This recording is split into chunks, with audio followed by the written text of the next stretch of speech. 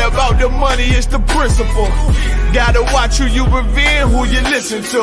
I speak the Eastern soul, my flow medicinal. And I buried the old man, now I'm invincible. Gotta be wise in judgment, it's critical. Either couple with this brotherhood or you'll get ridiculed. The greatest man, the greatest servant, I kill for who I minister to. And I'm going war, nigga, win or lose. Hey, I was forged from the fire, torn from the liar. If hand join in hand, you'll get caught up in the crossfire. Become a casualty of chance. I'm in my stance, still in hand, ready to swing it like a lance. If the enemy advance, I'ma enhance. Had the benefit of the doubt, he never had a chance. Hey, this the shit that they beg for, that burned down the wicked Judge Dredd flow. Bitch, I am the law. Y'all faced it, prepared for war. I'm gon' war till the day I'm done. Number one till the day I'm done. I'ma grind till the day is done. I'ma war till the day I'm done. They can't stop me. Nothing new up under the sun. I'm gon' war till the day I'm done. Number one till the day I'm done. I'ma grind till the day is done. I'ma war till the day I'm done. They can't stop me. Nothing new up under the sun. I see what they say. Never envy a carnal man. Claim they real, they actions don't match what they saying. I got the upper hand, what you don't understand, youngin'. I'd rather bleed than concede, now they're saying something. These niggas cunning, they want my power, they never take it from me. Hey, for that money, I heard you insisting. They can't go out like that, they'll have to 86 me. All right, clap it up. Shalom, Yahweh Shem Yahshua Barakatah, Yahweh Shema Thamba Shem Yahshua. We are the I.S.U.P.K. Started out of 1 West 125th Street, Harlem, New York in 1969. We're under Commanding General Yohana, here to teach the truth of the Bible that blacks, Hispanics, and Native American Indians are, in fact, the real Israelites in the Bible. The real Israelites that God chose to be the greatest people on the planet Earth, the most righteous, the most all-around greatest people on the earth, to lead the world into a new age of righteousness, to lead the world into a better phase than it currently is right now. Because right now, when you look across the world, there's nothing but death and destruction. And the people of the children of Israel need to wake up to who they are. Right now, they don't know much about who they are. Go ahead and make sure you're taking attendance. Hey, the water for those that are posting up in the chat. Young man Joshua, shout out to you. Anybody that's in the chat, go ahead and write in the chat. That way we can take attendance for those that are young men trying to come in and study. And of course, this is a class, so it is best to get out a pen and paper. A notepad is most definitely what you want to do. And because today's class is going to be real dense, real heavy. We're going to be going over facts. We're going to be going over books. You understand? And the I.S.U.P.K, the scriptures are what we use to prove that the Bible is true. But the echoes of the truth have been reigning across the world for a long time. Here's a book that we're going to dive into today from the 1800s called View of the American Indians, Their General Character, Customs, Language, Public Festivals, Religious Rites, and Traditions, showing them to be the descendants of the 10 tribes of Israel. And why does it say 10 tribes instead of 12 tribes? Well, because 9.5 or 10 of those tribes, including the tribe of Levi, had been on this side of the planet for hundreds of years before anybody even came over this side of the planet. All right, so we're going to dive into that history. We're going to read books from the 1500s that have been compiled from the 1500s, you understand? Because all throughout history, they've been saying the same thing. But your kindergarten through 12 school system is not going to tell you the truth. They're not going to bring out these facts in history, because every time we try to bring out any of these books, they end up upping the price by thousands of dollars online. Now, why is that? Why is that? What's the coincidence there? And what's the theme that we're seeing? We're seeing that the children of Israel are waking up to who they are. These blacks, Hispanics, and Native American Indians are starting to find out that their culture is a culture of righteousness, that they didn't come from savages, they didn't come from heathens. They were not people that the Most High had thrown away. We are the people of the Lord. We're going to prove that to you today. So make sure you have a King James Bible with the Apocrypha included, and be ready to take down any of the ISBNs of these books if you want to read them for yourself. Because again, these are books from hundreds of years ago that we're going to read. These are books that were around way before any of us were even born. And of course, that's not the meat of the situation. The real meat is that the scriptures are the truth. And that books throughout history, even from our own enemies, even out of their mouths, they can clearly see that we are the children of Israel. And it's going to be made evident today in this class. So we're going to start off. Let me start off with this precept to get us going. Let me get the book of Job, chapter 8 and verse 8. What's up? You could just, I'll just write it down. yeah. If it's a sister, just go ahead and put sister. If it's a young man, or if they're ranked, make sure to post their rank. You know what I'm saying? I got you. All right, go ahead and read that. Job chapter 8, verse 8. Read. For inquire, I pray thee, of the former age. Read that again. For the inquire, I pray thee, of the former age. Of the former age. Go ahead. And prepare thyself to the search of their fathers. This is what we need to do in this day and time. For you to understand that the real Israelites are Black, Hispanic, and Native American Indians, you need to know, and you need to solidify this in your mind, that we need to inquire of the former age. What's the former age? You got to look at history. You got to read some history books. Of course, the Bible being the most accurate history book ever made. You understand? The most accurate history book that has the records, the laws, the customs of the ancient Hebrew Israelites. And we're going to see just how these lines up amongst the cultures of North and Central South America, those that are indigenous to these lands, those people that you now know as Native Americans and Mexicans and Brazilians and Argentinians, Hondurans, Panamanians, Uruguayans. You know what I'm saying? Those people from North and Central and especially South America and the Caribbean islands, that the indigenous people of these areas are in fact Hebrew Israelites. And that's the beautiful thing about this truth, is that we coming together and we bringing all the tribes together. Because anytime that we try to do anything on our own, anytime we try to do anything without the other tribes, it has failed us. And what have we learned today in this Brotherhood class? We're going to learn that us coming together from all the tribes and proving that we are those tribes, that's what's going to bring more unity into our minds. Having historical background, having the breakdowns, and having everything that you need to completely understand. Go ahead and get verse 9 real quick. Go ahead. Verse 9. For we are but of yesterday. So we are what? For we are but of yesterday. Go ahead. And know nothing. Right. Go ahead. Because our days upon the earth are a shadow. Well, what is it saying like that? Because our days upon the earth are a shadow, meaning the second that you, like if you're walking and you see your shadow on the ground, the second that you move, your shadow's no longer where it was. Well, it's the same way with when you're living your life. Your life is here. And if you are not studying the history that's happened on the planet, then your shadow's going to be gone, and you're not really going to leave an imprint on the earth. You're not going to know about what's happened on the earth.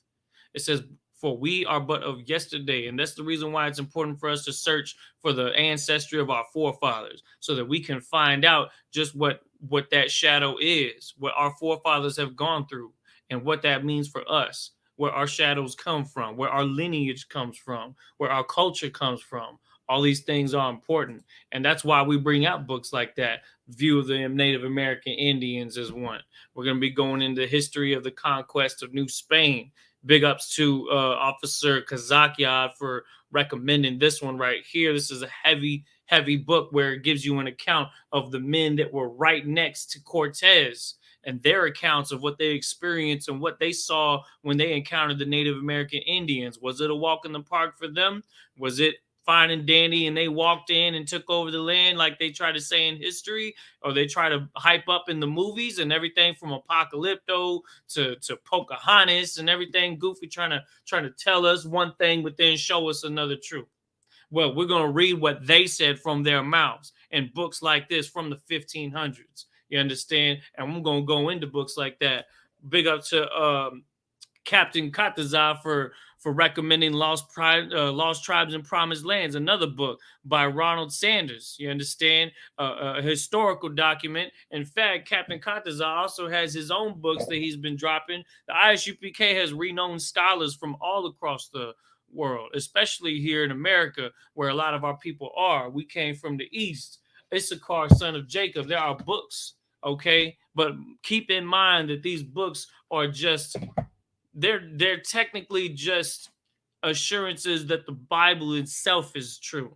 Because when we show you the scriptures and we prove things out of the scriptures, that's what proves itself. But some people are stiff-necked, some people are hard-headed, and they don't want to believe what's being said. So, heck, we'll show you what the books say. We'll show you what even people from the other nations are saying throughout history that say the same exact thing. So how do we go from here and get to the scriptures to get straight to the point? Let's go ahead and do that. Let's start with 2nd Esdras.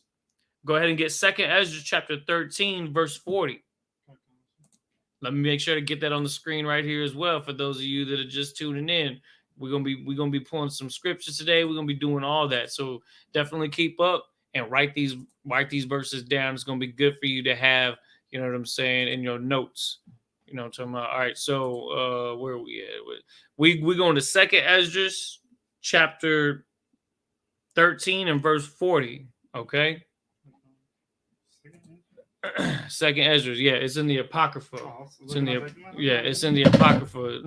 This is another reason why it's important to have the Apocrypha, y'all, because our enemies have tried to censor the Bible by changing and taking books out of the scriptures. You understand? This is something that we've been having to deal with for a long time. They call it nowadays, they call it fake news. But our enemies have been doing fake news for a long time. And part of that, they even turned the Bible into fake news by turning it into a new international version or just a version with the New Testament and Psalms and Proverbs. You know what I'm saying? They watered down the scriptures. We're gonna bring the scriptures back to their original form so that y'all can see exactly everything from beginning, middle, and end. You understand? Ezra chapter 13 and verse 40. Go ahead and start reading that whenever you're ready. I'm going to get it on the screen. Go ahead. Mm-hmm. 2nd Ezra, chapter 13 and verse 40. Go ahead. Those are the 10 tribes. Those are the what? Those are the 10 tribes. Those are the 10 tribes. Keep going. Which were carried away prisoners out of their own land in the time of Osea. Keep going. the king. Mm-hmm. Oshea. Now, of course, what's this talking about? It's referring to 2 Kings chapter 17 when Israel split. After Solomon's reign and his sons Jeroboam and Rehoboam came into the picture, Israel split because the Most High had animosity against Israel for the things that Solomon did and had told Solomon, look, Israel's going to split in half. And what's going to happen is you're going to have what's called the northern tribes of Israel. And then the tribes of Judah, Benjamin, and Levi are going to be doing their own thing. So what happened in this time? Read that again. These are the 10 tribes, meaning, again, those North, Central, and South American Indians, and including half of the tribe of Levi, because the tribe of Levi is the priestly tribe. And they are supposed to be split in half so that there was still a priesthood for the northern kingdom or the northern land of Israel after the split, and then the portion that was known as Judah, the state of Judah after the split, which is why it's saying 10 tribes, because it includes the Haitian tribe, or what we know is the Haitians today. They're from the tribe of Levi. Read that again. 2nd Ezra chapter 13, verse 40. Go ahead. These are the 10 tribes. Go ahead. Which were carried away prisoners out of their own land in the time of Osea. Of Oshea. Go ahead. The king, whom Salmanassar. Go ahead.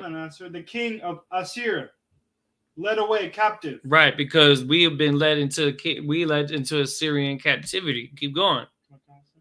And he carried them over the waters, and so came they into another land. And it's talking about the land of Assyria, where we were brought captive. You understand? Go to the next verse. Keep reading.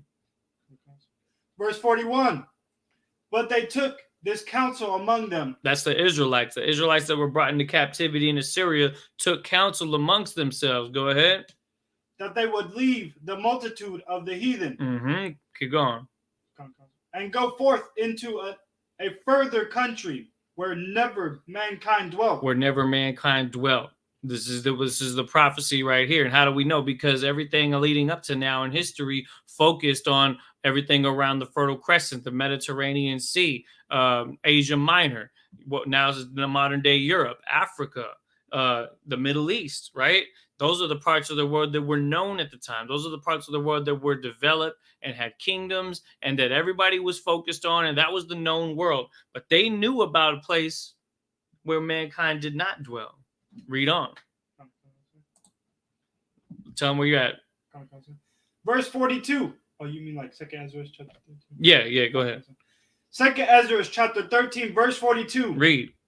That they might there keep their statues, which they never kept in their own land. So the place that these tribes wanted to go to was a place that they wanted to do their best in the attempt to keep their laws, statutes, and commandments. Not just one of the tribes, but all of them. This was their counsel. Their counsel was to go to a different part of the world where they weren't going to be getting chased at by Assyrians, that they weren't going to be getting chased at by Babylonians and all these other nations that we had been dealing with up until this point. They wanted a place to call their own, a place where they could serve the Most High, that they could show the Most High that they are in fact still righteous people, still people that are willing to sacrifice and get back to their culture so that they can please the Heavenly Father. You understand? And that's the main thing you got to know about how we get over to this side of the world. But we got to get more. We got to keep reading. Because remember, the scripture says, seek ye out of the book of the Lord and read. Go ahead. Go ahead. You good. Verse 43. And they entered into Euphrates. That's the river. Go ahead. Euphrates. By the narrow passages of the river. Right, because there's rivers that lead up into the main one, which is the Euphrates. So they found a way to escape by using boats. All right, keep going. Verse 44. For the Most High then showed signs for them and held still the flood till they were passed over. Right, because the Most High is saying, you know what? We're going to go ahead and let them pass through. We're going to go ahead and let them have what it takes to navigate these waters. Read on. Keep going. Verse 45, for through the country there was a great way to go, namely of a year and a half, and the same region is called Ashir. Let's read that again. Arsareth. Read that again. Verse 45. Read just the last parts, all right. And the same region is called Ashra. Arsareth means newfound land. Newfound land. Remember, they were looking for a place where mankind had not dwelt. This, ladies and gentlemen, is what we know today as the Americas, North, Central, and South Americas. And this was around 700 BC. Israel was brought into Assyrian captivity in 720 BC. And of course, since it's BC, it's going backwards, right? So it was counting down. So we were in captivity for 20 years. And then 700 BC, we devised a plan to escape, like a jailbreak. I mean, you know what I'm saying? Some people like that show called Jailbreak and you know, where the jail folks plot to escape. Well, can you imagine doing that with a great portion of your nation? The amount of planning that would take place, the amount of preparations and the diligence and the integrity that it would take to make as great escape like this, to leave that side of the globe. Now, imagine maybe perhaps not every single man, woman, and child from the nation of Israel left, but I tell you what, a good grip of them did. You understand? What you got? So this is the group so they were the ones that like escaped and then got away into a whole nother land, but then later on got captive again. Well, yeah, except this time we were on this side of the globe when we got captive again, because we came to this side of the globe 700 BC, and that is exactly around the time that the Olmecs took place, the Incas, and then eventually the Aztecs and the Mayans and the Choctaw and the Cherokees and the, you know what I'm saying, all the different Native American tribes start to find artifacts that date back as far as then. And it started around 700 BC that led all the way up into the 1500s, the 1400s, before we started getting messed with by other nations that used the Bible to find our location, to tell us to take over our people again. But remember, the idea was to come to this side of the globe so that we could follow God's laws. And what we're going to do is we're going to start showing you exactly how the Native Americans were following, or at least attempting to follow, the laws of the Most High. Let's start by go to page 48 in this book. Again, We're reading a view of the Native American Indians, showing them to be the descendants of the 10 tribes of Israel. I want you to read this. This is a book by an author named Israel Worsley, written 1828. All right, 1828. You know how long ago that is? That's almost 200 years ago. Because here we are in 2022. This was written in 1828, and it's talking about the experiences of the people that were studying the Native Americans they found over here on this side of the globe. So I want you to go ahead and I'm gonna get you over to that part of the book. All right, because I brought out different parts of this book in previous classes, you understand? But we have there's so much dense material in here that I'd like to dive right back into it to show you even more of what's going on. You understand? And so I want you to let me see, page 48. Start up where it says the very ancient men. Go ahead. The very ancient men who have witnessed the former glory and prosperity of their nation, or who have heard from the mouths of their ancestors. Right. So these are men that were the elders of the Native Americans. You understand? They listened to the counsel of the wise men when they were growing up, to the point where they become the OGs. They become the wise men within the Native American tribes, and they're listening and they're seeing what's happening after the influence of the Europeans coming over to here, to this side of the globe, and Christianizing them and indoctrinating them and influencing them with things like alcohol and all manner of wickedness and their culture. You understand? These men that grew up correctly are starting to see this, and let's see what they did. Go ahead, read on. And especially from their beloved men, whose office it is to generation, the former state of the country, the powers of their warriors in old time, and the peace of happiness of society. So their office was to make sure that things were passed down to the next generation, that they were teaching the young men righteousness, that they were teaching the young Native American folks the culture that they were trying to hang on to. But it was getting harder for them to hang on to it. Read on. Weep like infants. They wept like infants, meaning they were dismayed at what they saw in their people. And to this very day, it's the same thing with the Native American tribes and the Hispanic tribes. You understand? Those people of the indigenous descent throughout North, Central, and South America. Those people that sigh and cry for all the abominations that be done in the midst of this country because of the influences from other nations, because of the oppression from other nations. You understand? Read on. Go ahead. When they speak of the fallen conditions of the people, but this grief is not altogether without relief. Without relief. Read on. Why? Why did they have relief? Keep going. For they have prophecy of ancient origin. Hold up. These Native American elders found relief, even though they saw the destruction of their people from the influences of the Western, of the European influence on their people. They had relief. And why did they have relief? Because of a prophecy that they believed in. Read. Of it. Read. Start back. Read that sentence again. For they have a prophecy of ancient origin and universal currency among them. Keep going. That the men of America will, at a future day, regain his ancient ancestors. The men of America. What are we talking about? We're talking about the indigenous men of America, the Native Americans of America. They found comfort knowing that there was a prophecy that they believed in that what? Read that again. The nation, or let me read it all. Sorry. Go ahead, read it loud, read it clear. For they have a prophecy of ancient origin and universal currency among them, that the man of America will, at a future day, regain his ancient ascendancy. That they will regain their ancient ascendancy. Well, guess what? That's right now. That prophecy that they believed in talks about what we now know as the Israelite School of Universal Practical Knowledge. How do you know that? Because the Israelite School of Universal Practical Knowledge believes that the nation of Israel is those people that were indigenous to the Americans. That's not something that was taught majorly before now. That's not something that was brought up.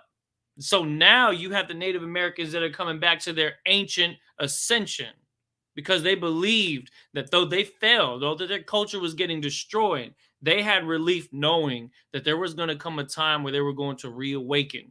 We're living in that time right now. We're living in that time because we now know that the nation of Israel is those people. That these Native American tribes, these indigenous Hispanics and Latin Americans, these Boricuas, and you know what I'm saying, the Latinos, the Guatemalans, the Salvadorians, the people from Argentina, the people from Uruguay, the people from Brazil, the indigenous people. Now, even in their societies, when they're split between rich and poor, and they're still on the bottom, that they need to also find comfort knowing that there is a time for them to reawaken. Now is the time for them to reawaken. Read on. This nattering.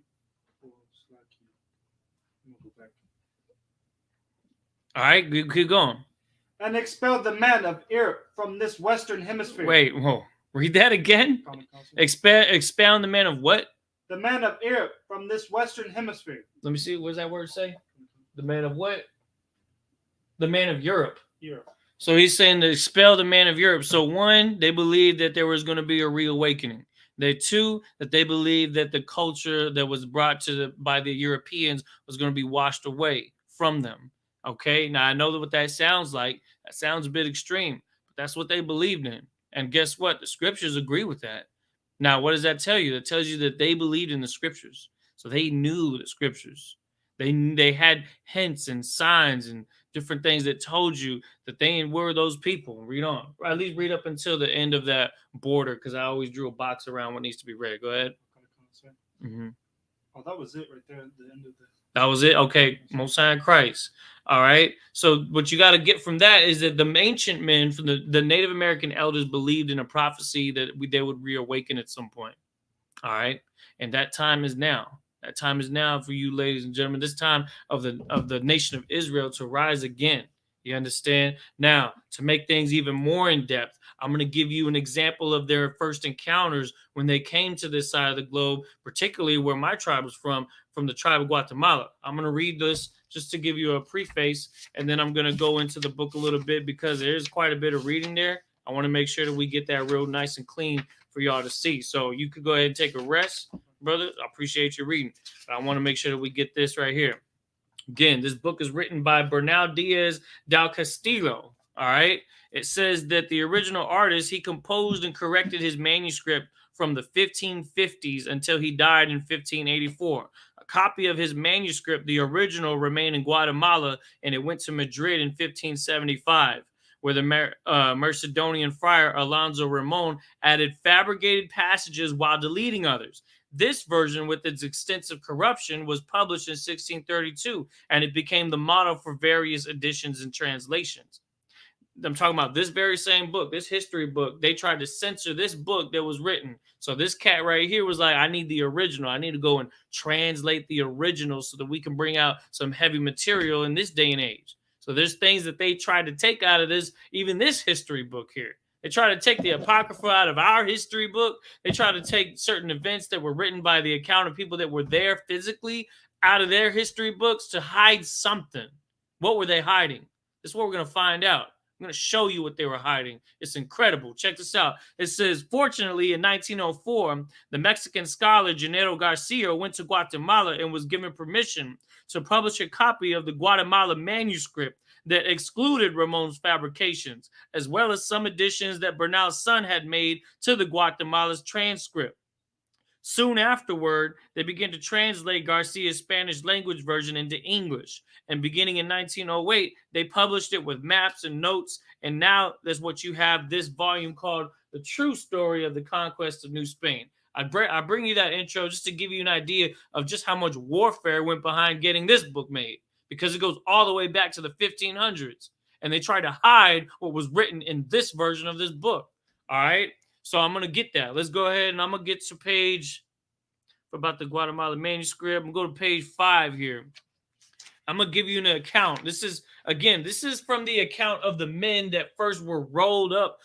They rolled up with the Europeans to encounter the Native Americans. And this is verbatim what they wrote. translated into Spanish, and then translated into English. And this is what they had to say. It says, these Indians were clothed in cotton shirts made like jackets and covered their persons with a narrow cloth. And they seemed to us as a people superior to the Cubans.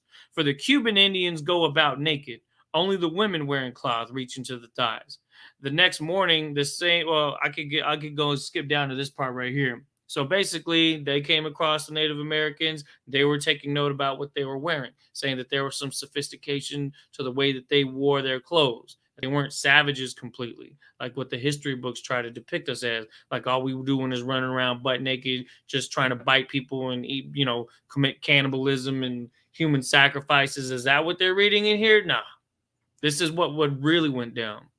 This is from the account of the people that were there from the 1500s. Check this out. It says, we took with us 15 crossbows and 10 muskets. So with the cacique as our guide, we began our march along the road, accompanied by many Indians.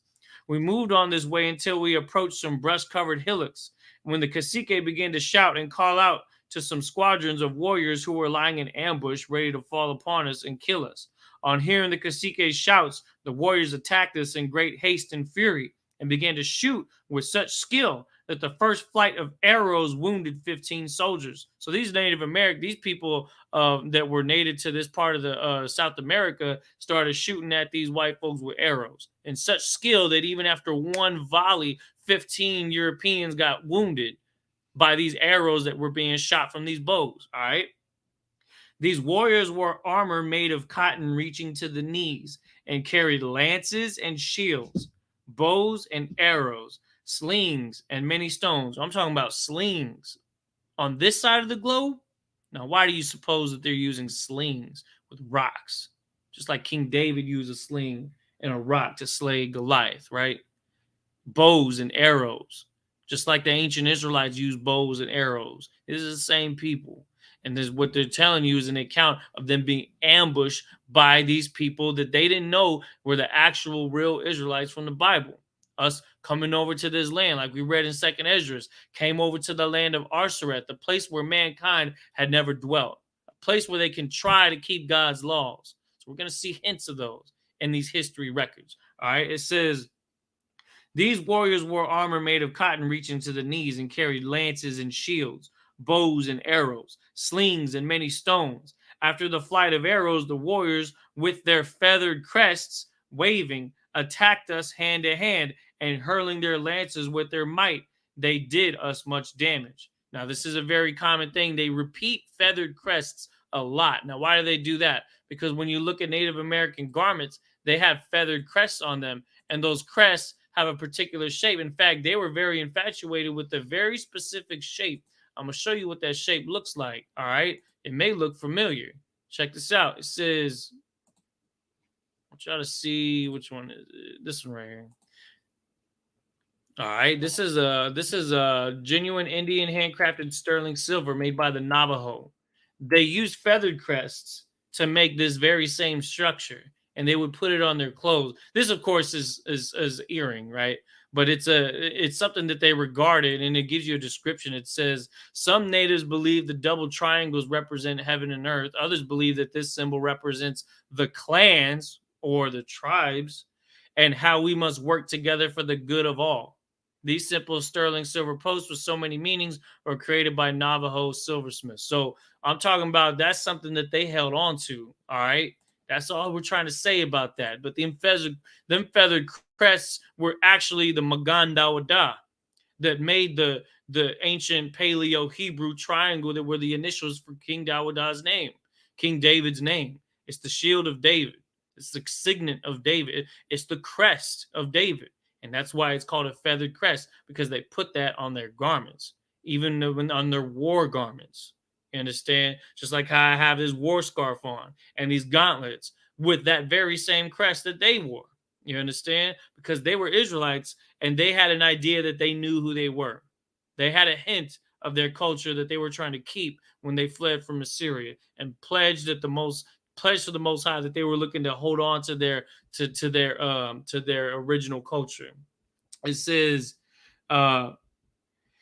They attacked us hand to hand, and hurling their lances with all their might, they did us much damage. However, thank God we soon put them to flight when they felt the sharp edge of our swords and the effect of our guns and crossbows, and 15 of them fell dead. So they fought back, yeah, and they had some good weapons too. They had muskets. Okay, well, using bows, they had muskets. They took a gun to a bow and arrow fight. Okay, yeah. All right. And then what else does it say? It says, within the houses were some small wooden chests, and in them were other idols and some little discs made partly of gold, but more than half of copper. So there was metallurgy. These Native Americans were not savages. They were able to craft materials using metals such as gold and copper. So they're a little bit more advanced than they tried to say we were when you was in middle school, when you was in high school, reading about the manifest destiny and reading about the conquest of America and the 13 colonies and all this bull, right? About Columbus and all that. There's more to the Native Americans than what they led you to believe. And we're reading about it from a book from the 1500s, and it goes to exact with what the scriptures are saying. And that's the thing you need to keep in mind. To heck with the books, honestly, because the scriptures is what's important.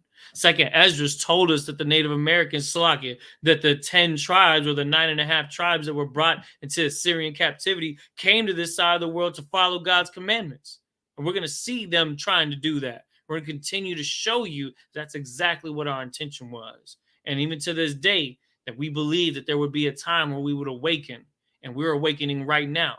And you're a part of that awakening when you're tuning into these classes. You're a part of that awakening when you go to the corners of the street and prophesy to the wind, when you put fringes on your garments, when you put away the unlawful foods, when you follow the high holy days. Those are things. You're a part of that awakening. You're a part of what they believe to be a prophecy of this time. You understand? And we're in those times right now. I'm going to read on. I need to get to another point. It says, let me see. It says, the warriors who were drawn up in battle array began to whistle and sound their trumpets and drums. So they had instruments that were used during their warfare so that they would give their war cries when they would advance in battle. All right. The Native Americans did that. That's exactly what the Israelites would use. Drums, trumpets, things that would alert, things that would keep you alert. That's what the Israelites did. Remember the walls of Jericho? You're talking about them riding around Jericho and this and that and using instruments of war. This is something that you read all throughout Israelite history, especially in the Old Testament. All right. And this is something that they did even back then. And this was when was this? It was around 1500 AD. So we still use those very same things. All right. One last part from this book, and then we'll drop this book here.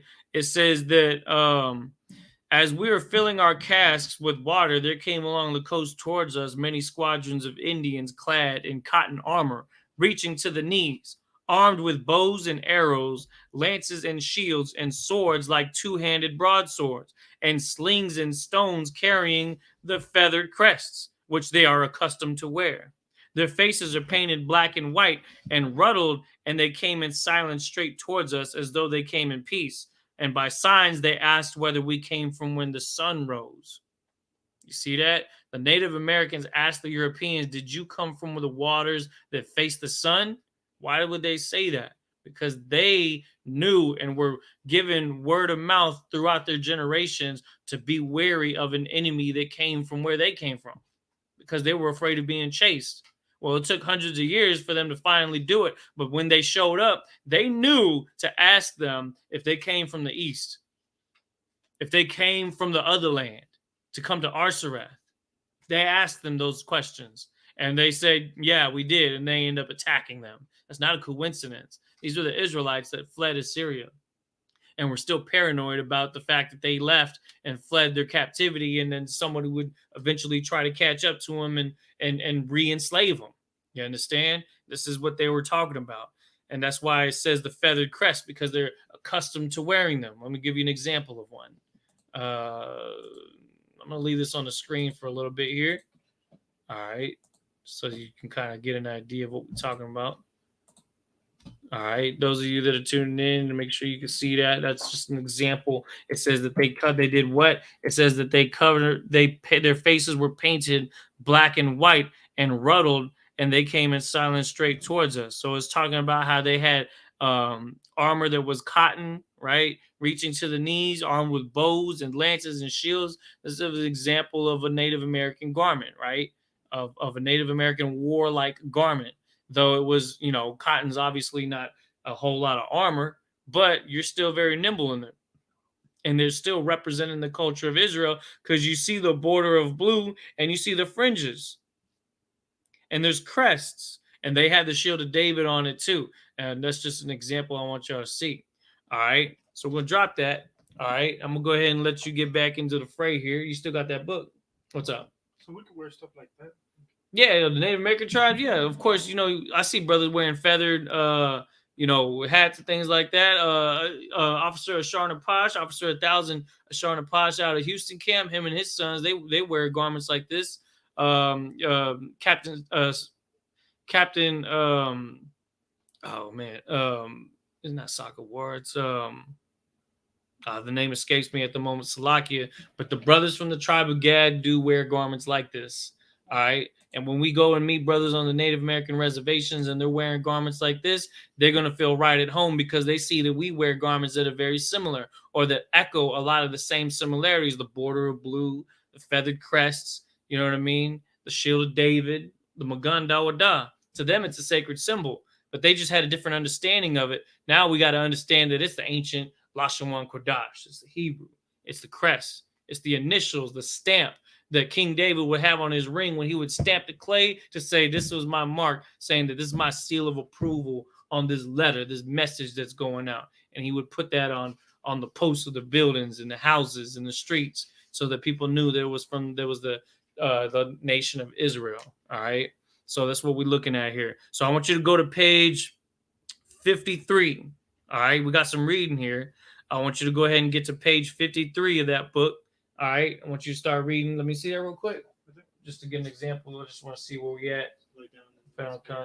Yeah, read. Start where it starts to underline it, and then keep going. All right, go ahead. So start like at the underline. Yeah. Now again, he's reading an excerpt from the book that was written in the 1800s, from 200 years ago, about the Native American Indians being Israelites. So again, this is an account of somebody else that's just agreeing with what the scriptures is saying. Go ahead. In a letter to his friends in England, he wrote, I found them with countenance, much like the Jewish race. They found him with countenance, much like the Jewish race. Go ahead. And their children have so lively a resemblance of them. Keep going. That a man would think himself in Duke's Place or Berry Street in London when he seeth them.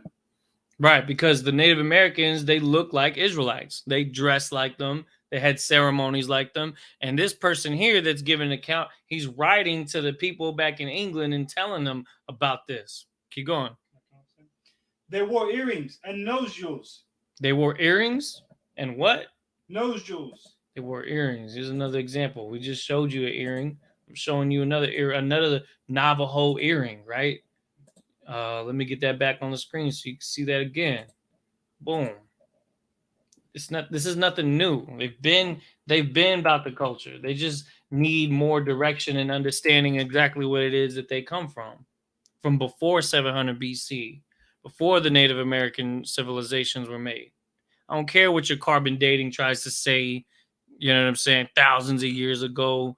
When they all kind of come from the same place. Even the Olmecs come from, when they try to date that, it says it's about 700 BC, 600 BC, 650, 680 BC. Even with this so-called science, falsely so-called, trying to pinpoint the years that the artifacts on this side of the globe have been around. Well, this is an example. Read that again and keep going. They wore earrings and nose jewels. Nose jewels. Go ahead. Bracelets on their arms and legs. Bracelets on their arms and legs. Keep going. Talking about the women, right? Keep going.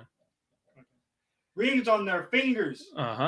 Necklace made of highly polished shells. Found in their rivers and on their coasts. So it's describing what the Native American women wore. The tribal women, they were wearing, very dainty things, bracelets, anklets, nose rings, earrings. They dressed like royalty. They dressed dainty and feminine. There's an attractiveness that comes with that when women do that. And the Native American women had that that genuine femininity about them. Read on. So the females tied up their hair behind, worked one around their heads, and ornamented them with shells and feathers. Keep going. And wore strings of beads around several parts of their bodies. So hold on a second. Keep going. Keep reading. Around their I don't know how to say that one. Moccasins? Yeah, moccasins. Keep going. Around their moccasins, they had shells and turkey spurs to tinkle like little balls as they walked. So they even had they had jewelry in their legs, and you would hear them moving real lightly and gracefully as they walk. Like there's sometimes a female may have a female might have jewelry on and move in a graceful kind of way, and this is kind of what he was noticing. He was writing a letter. He had to write a letter to his homies about what he saw. He was like, man, the people out here are glorious. They're not savages. The people out here, they got style and royalty about themselves. They care about each other. They wear clothes that represents a very similar thing to what the ancient Israelites wore. And he's starting to put two and two together. Keep going. Of these things, we read among the fantastic peculiar. Take your time with it. Let me see. I know there's a lot there. It says, of these things we read of the fantastic peculiarities of the Hebrew women, like in the days of their degeneracy. So what's it talking about? Now we're going to get into the scriptures again. Get Isaiah chapter 3 and verse 18. Isaiah chapter 3 and verse 18.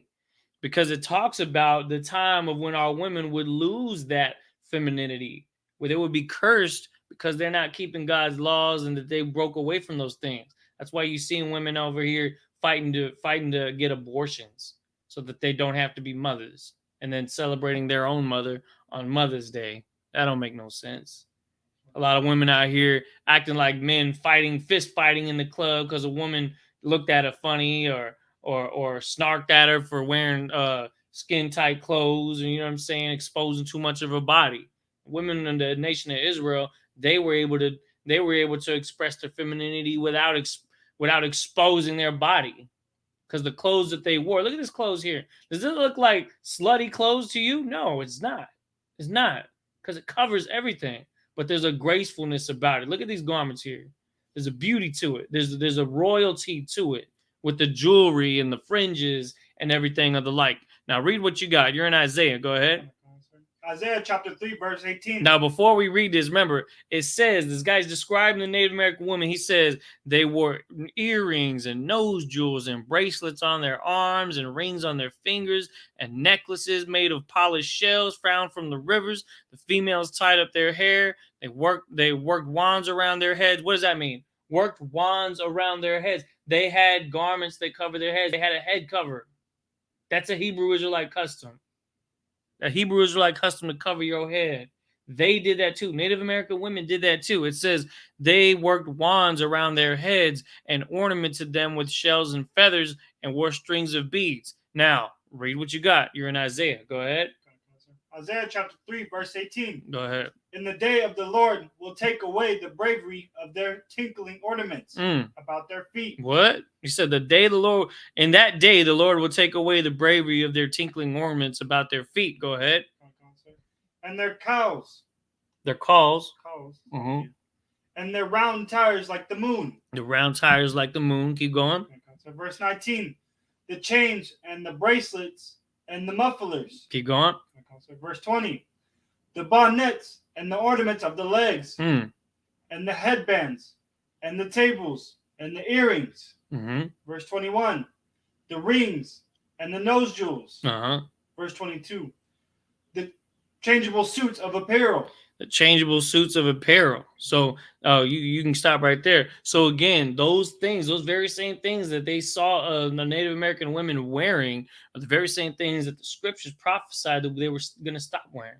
Because why? Because now you want to go to the club and you want to dress like a whore and short shorts and with the top that exposes your stomach, right? Or you want to, you know what I'm saying? You might wear some jewelry, but the thing is, it's not with the gracefulness of the culture. It's not with the law, statutes, and commandments that the Most High ordained for us to follow. This next part here says, the common dress was a flannel garment or mantle ornamented on the upper edge by a narrow strip of fur and at the lower edge by fringes and tassels. Let me show you an example of that. All right. As further proof, because all I'm doing is just showing you how the history books say exactly what the scripture says and is here. Do y'all see that? Make sure you post in the chat if you can see that. You see that right there? I'm going to read this passage again. It says, the common dress for the Native American women was a flannel garment or mantle ornamented on the upper edge by a narrow strip of fur. That's the border of blue. Give me Numbers chapter 15, verse 38. Quick. Numbers chapter 15, verse 38. All right. It says, a narrow strip of fur, and at the lower edge by fringes or tassels. That's what you're seeing right here. You're seeing the narrow strip of fur, right? Or the narrow strip, the border of blue. And then here's a tassel here, and then here's fringes here. This is just an example of a typical Native American garment. It's not slutty, but it is feminine, and it is glorious, and it is righteous. And this is the culture of the Native American women, and this is a righteous culture. Why? Because it says in the Bible that it's righteous. Give me Numbers chapter 15. Go ahead. Numbers chapter 15, verse 38. Go ahead. Speak unto the children of Israel, and bid them that they make them fringes in the borders of their garments. Read that again. Verse 38. Speak unto the children of Israel, and bid them that they make them fringes in the borders of their garments. That's what you're looking at. Read on. Keep going. Throughout their generations. Throughout their generations. So the Native American tribes, they came over here 700 BC, and even in the year 1550 AD, 2,000 years later, you still see the border of blue, the fringes on their garments, because what did the scripture say to do? Read that again. Verse 38.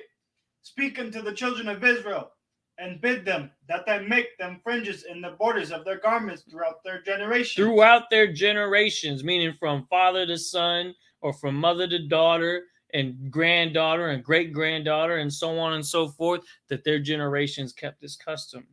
And there's another hint, and this is a major hint, because it's very obvious that South American indigenous culture and Native American indigenous culture has a lot of fringes on their garments, and even more specifically with a border of blue, because blue is a royal color, and it's a harder color to make, and so it takes a little bit more time and love to make a garment that has that, especially with the natural resources that and the limited resources we had at the time to make these things. Read on. And that they may put upon the fringes of the borders of a ribbon of blue. A ribbon of blue. That's that narrow strip of fur. You understand? Read on. Verse 39. And it shall be unto you for a fringe. Keep going. That ye may look upon it and remember all the commandments of the Lord. So these fringes, every fringe that you see on this is supposed to represent one of the laws, statutes, and commandments. Why? Because there's more than 10 commandments. In the Bible, there's like 618 or something like that. It's like over 610 commandments. So just it's of course you're not going to literally count 610 and put it on your garment, but to represent the laws, statutes, and commandments. That's what the fringes represent when you go to the flea market and buy that garment from the Hispanic brothers and sisters trying to make a buck to feed their family. You understand? That's what it represents. That's what it truly represents throughout history, throughout the generations, ever since we left Assyrian captivity, ever since we fled from the nation, from Egyptian captivity. And Moses was given the law, because we're reading about it in the book of Numbers right here. Was there any more on that? Read through all the way through verse 17 if you haven't already. What, verse 17? Yeah. Go back up and go to verse 17. Oh, you already read that? Verse 17, and we'll speak on those things. Yeah, go ahead and read that. Verse 17. And the Lord spake unto Moses, saying, Speak unto the children of Israel, and say unto them, when ye come into the land, whither I bring you, verse 19, then it shall be that when ye eat of the bread of the land, ye shall offer up an heaven offering. All right, we're good on that. Yeah, of course. And then that Native Americans were known to do that. Every time they had crops, every time they had food, any buffalo that they killed, they used to take the parts under the thighs of the buffalo and burn it as a burnt offering and not eat those parts. We're going to read that too.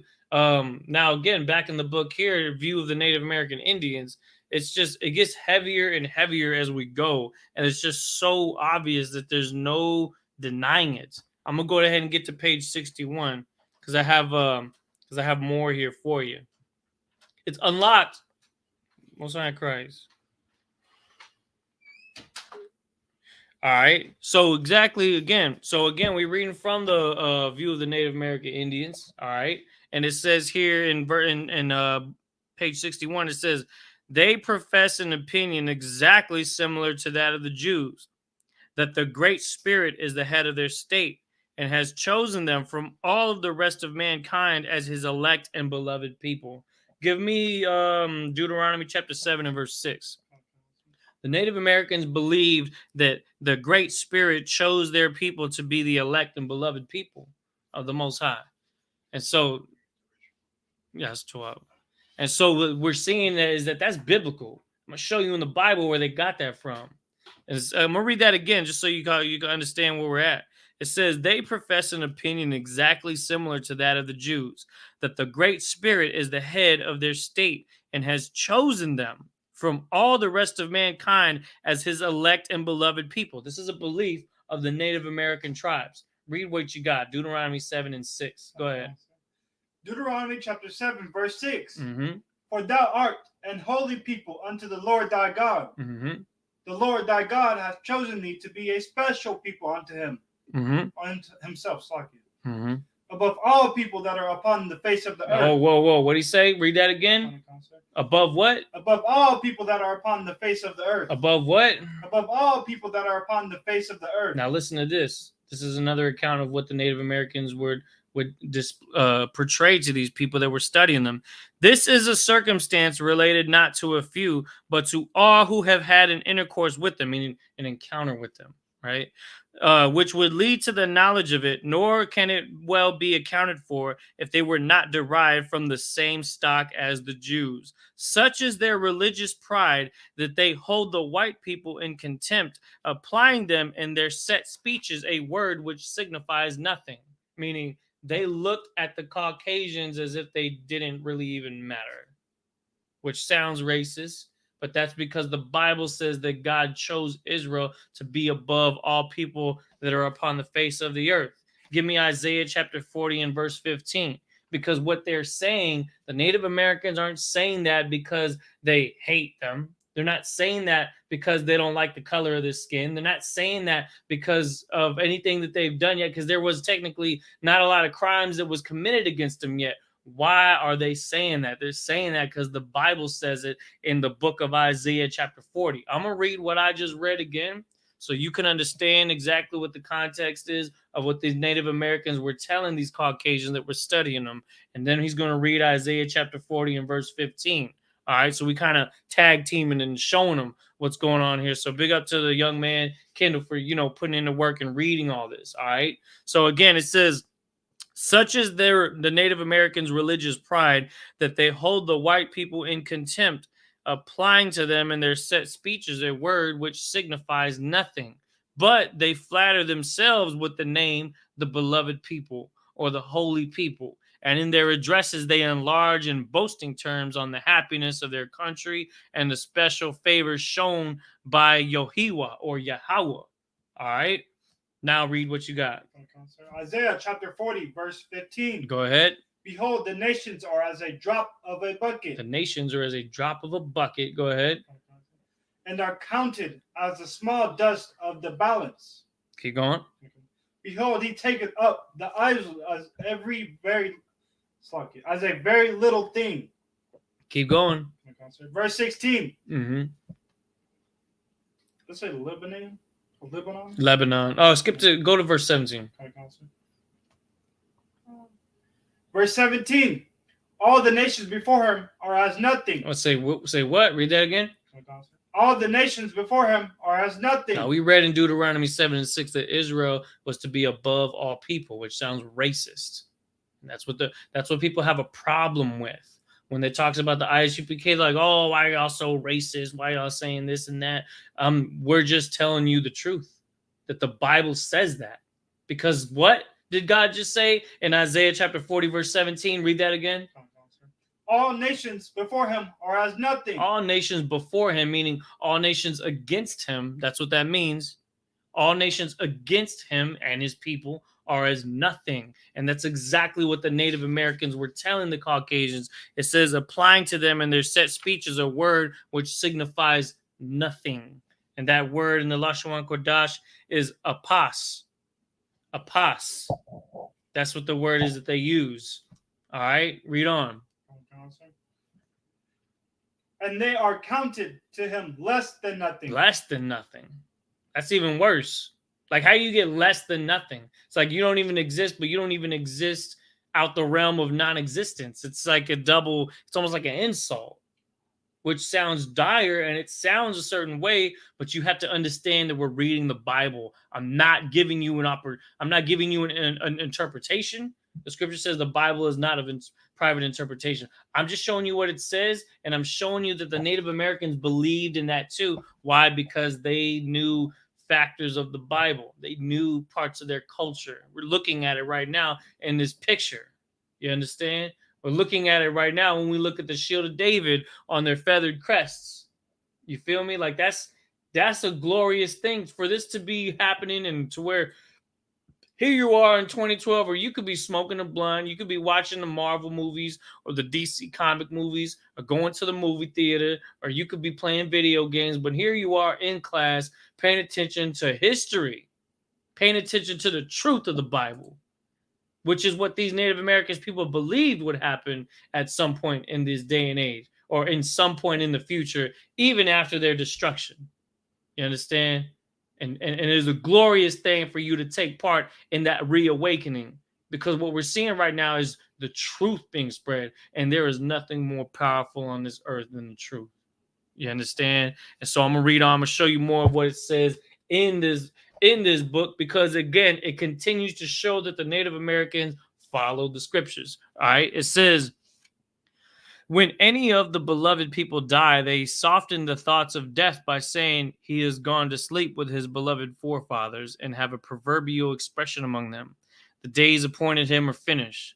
They affirm that there is a fixed time and place when and where everyone must die, without the possibility of avoiding it.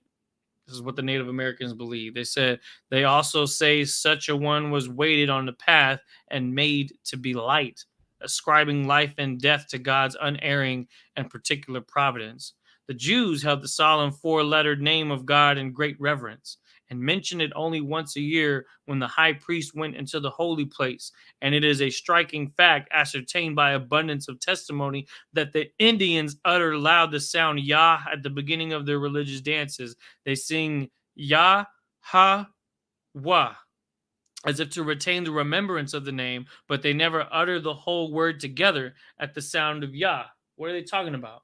The Native Americans had a tradition when they say Yah, Yah, they wouldn't say Yahweh altogether. They would say Yah, Yah, Yah, Ha, Ha, Ha, Wah, Wah, Wah. They would break it into parts to not disrespect the Most High's name, because of the amount of fear they had for the Heavenly Father and the amount of respect they showed for the Most High, that they would only utter the name at the high holy days. They wouldn't just throw the word around. They wouldn't just use God's name. And what is that talking about? It says the four-letter name of Yahweh, of God. That's called the Tetragrammaton. All right? The Tetragrammaton is basically Most High Christ. Shalom, Lord Christ. Everybody that's been tuning in, definitely make sure to take notes of what we're saying, because we're reading books. We got history books from the 1500s, from the 1800s. We're reading the Bible. The Bible is the one that was written thousands of years ago, and it's been echoed throughout history. And everything's agreeing with it. And you can't come against it. You can't disprove it, because the Bible is real. And the Native Americans and the Hispanics and the indigenous peoples of North, Central, South America are the Israelites in the Bible. What's up? Oh, Joshua said, I've never seen like a Jewish, like the fake Jews. Yeah. Oh, no, of course that's not. how you know they're not the real Jews. Right. Matter of fact, no, he's bringing up a really good point. Joshua, give that man a hand, because he's realizing right now is just how fake the fake Jews are, because they have LGBT parades in the land of Israel every year. You understand? Like, they don't keep the Most High's laws. They don't wear fringes on the garments. They don't follow the Torah, the Thawara. They don't follow the law of the Most High. But guess what? We have the opportunity to awaken all of our people. There's going to come a time when your mother and your father and your brother and your sister, they're going to be following the law, statutes, and commandments. It's not just going to be you. This is going to be a widespread, massive event. Just like in the time of Moses, when the Israelites left, guess what? We knew who we were when we left. We knew who we were. And now it's time for us to know who we are. And that's why I'm showing you this, because I want y'all to understand that this is exactly what was prophesied in the Bible. And even the Native Americans believed that there was going to come a time when they would reawaken to the truth of who they are, because they understood that the Heavenly Father, the Great Spirit, was pronounced Yahweh, the Tetragrammaton. It's talking about it in this book. It says, let me see. The American Indians, especially the Cherokees and Choctaws, have in their places of worship, as they call them, the beloved squares. Give me Ezekiel chapter 37 and verse 9. All right. Ezekiel chapter 37, verse 9. It says, the beloved squares, a very humble resemblance, a very humble resemblance of the cherubim, which overshadowed the mercy seat. So the Native Americans, they had set up an area where they would celebrate their high holy days, all right, within the tribes, all right? This is what they studied. This is on account of the Edomites and the Caucasians that were studying what they were doing during their ceremonial rites and their day-to-day lives. And they said that the Cherokees and the Choctaws had in their places of worship the beloved squares.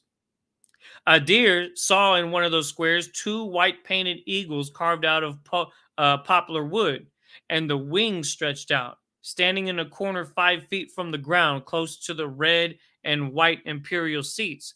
And within were painted a white clay of the figure of a man with buffalo horns, expressive of power, and that of a panther, which is the nearest of the animals in America to a lion. What is all this about? Is it idol worship, or is it something else? What you got for me? Ezekiel 37 and 9. Read that. Ezekiel chapter 37, verse 9. Mm-hmm. Then said he unto me, prophesy unto the wind. Mm-hmm. Prophesy, son of man, and say to the wind, thus said the Lord God. Oh, my bad. Give me Ezekiel chapter 10. Mm-hmm. Ezekiel chapter 37, verse 10. No, sorry. Ezekiel chapter 10, verse 1. Oh, chapter 10. Yeah, let me get it on the screen here so I can get it on here too. Ezekiel chapter 10, because this is another heavy thing here. This is so specific. You understand? It's so specific. It's just like, okay, yeah, these are definitely Israelites. There's no denying it. All right. Wait, which one? Let me see. Kabar, Ezekiel priest. Let me see. Here we go. Go ahead and read Ezekiel chapter 10, verse 4. Go ahead. Ezekiel chapter 10, verse 4. Mm-hmm. Then the glory of the Lord went up from the church. True? How do you say that word? Oh, Salaki, I'm in the wrong chapter. I'm tripping. Let me see. Cherub? There it is. Yeah. You know what? Salaki, give me 1 second. There it is. Okay, yeah. Yeah, give me Ezekiel chapter 1, verse 4. Chapter 1? Yeah, chapter 1. I'm going to read this again, then I'm going to have you read that, all right? Okay. It says, the American Indians, especially the Cherokees and the Choctaws, have in their places of worship, as they call them, the beloved squares, a very humble resemblance of the cherubim which overshadowed the mercy seat.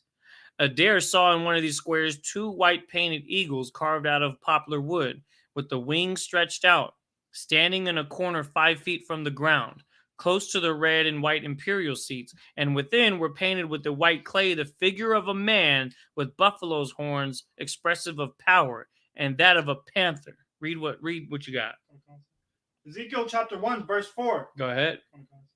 And I looked, and behold, a whirlwind came out of the north, a great cloud, and a fire enfolding itself. A chariot, a UFO, a modern day UFO. We're reading about it thousands of years ago in the Bible. It's describing those bright lights that you see in the sky when you hear the X-Files theme song on social media, and you're seeing people with crappy video footage trying to figure out what this thing is. It looks like a whirlwind, a great cloud of fire enfolding itself. That's what a sphere is. Imagine a fire enfolding itself and just curling into a ball of fire. That's what this is, moving around. Keep going. And a brightness was about it, and out of the midst thereof, as the color of amber, out of the midst of the fire. And the midst of the color of amber, out of the midst of the fire. So we're seeing a color of amber. What is amber? It's like a brownish, reddish, metallic color. Okay? Out of the midst of the fire. Read on. Verse 5. Also out of the midst thereof came the likeness of 4 living creatures. Keep going. And this was their appearance. Keep going. They had a likeness of a man. Verse 6. And everyone had 4 faces. Everyone had 4 faces. Keep going. And everyone had 4 wings. Keep going. Verse 7. And their feet were like straight feet. Okay, now what did it say in the description of the Native American beloved square, where it talks about the cherubim? It says that this image that they created out of wood, the carving that they made out of wood, it was in the corner of this beloved square, and it looked like it was 5 feet from the ground. So imagine this thing, almost like it's floating, but more so like it has really thin legs that you don't really even notice the legs, right? So what we're reading about here is that it says that that they had 4 faces, everyone had 4 wings, and in verse 7 it says, and their feet were straight feet, like the sole of their feet was like the sole of a calf's foot, which is a straight foot. So this sculpture that they made, that they put in the beloved square where they would have their ceremonies, had straight the thing that looked like it was almost floating because the legs were real thin. Keep going. Verse 7. Go ahead.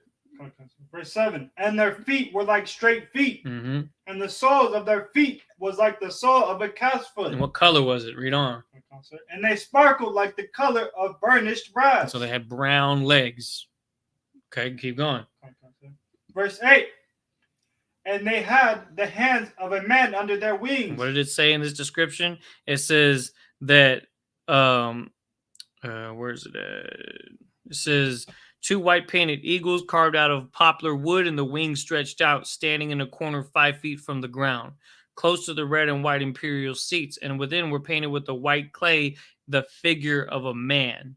Okay, and we're just reading the scriptures. It's describing this exact same thing. Keep going. And they had the hands of a man under their wings on their 4 sides. Keep going.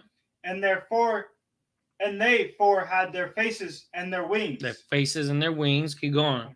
Verse 9.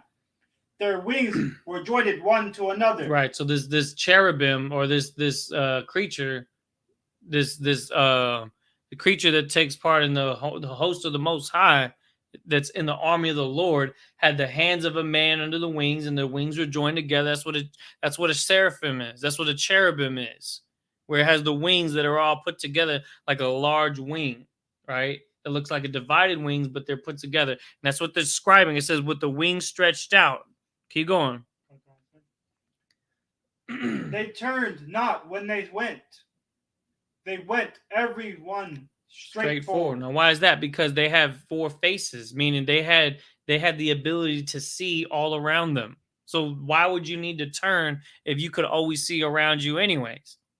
There's no point in making yourself dizzy, because you're the ultimate shamar being in this situation. Here we're reading the book of Ezekiel. The Native Americans, they carved out a structure of the likeness of what they saw in the book of Ezekiel and this was passed down from generation to generation. And they would have their high holy days near what this structure is. Now, I'm gonna make sure to comfort you on the fact that they're not worshiping that.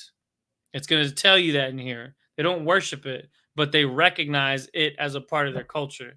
But heathens that came from other parts of the globe, like the Europeans, they came and they see it. They're like, "Oh, that's an idol. It's an evil thing. It's this, is that. It's something that's evil." But it's in the Bible that it's coming from.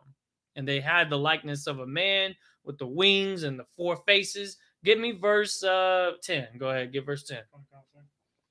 As verse 10, as for the likeness of their faces, they four had the faces of men. The face of a man, go ahead. And the face of a lion. And the face of a lion. Okay, we'll look at the description here. It says that the figure of a man with buffalo's horns, expressive of power, and that of a panther, which is the nearest of the animals in America to a lion. So these people that grew up in the Americas, they didn't know what a lion was, but they knew something that looked kind of like a lion that was an American. What is that? The panther, right? So they had the image of a panther there to take place of the lion, which is pretty close. Same family, right? They're felines, right? So that's why they use the panther instead of a lion. So that's a fair assumption. Go ahead. On the right side, as they four had the face of an ox on the left side. And the ox, it just said that.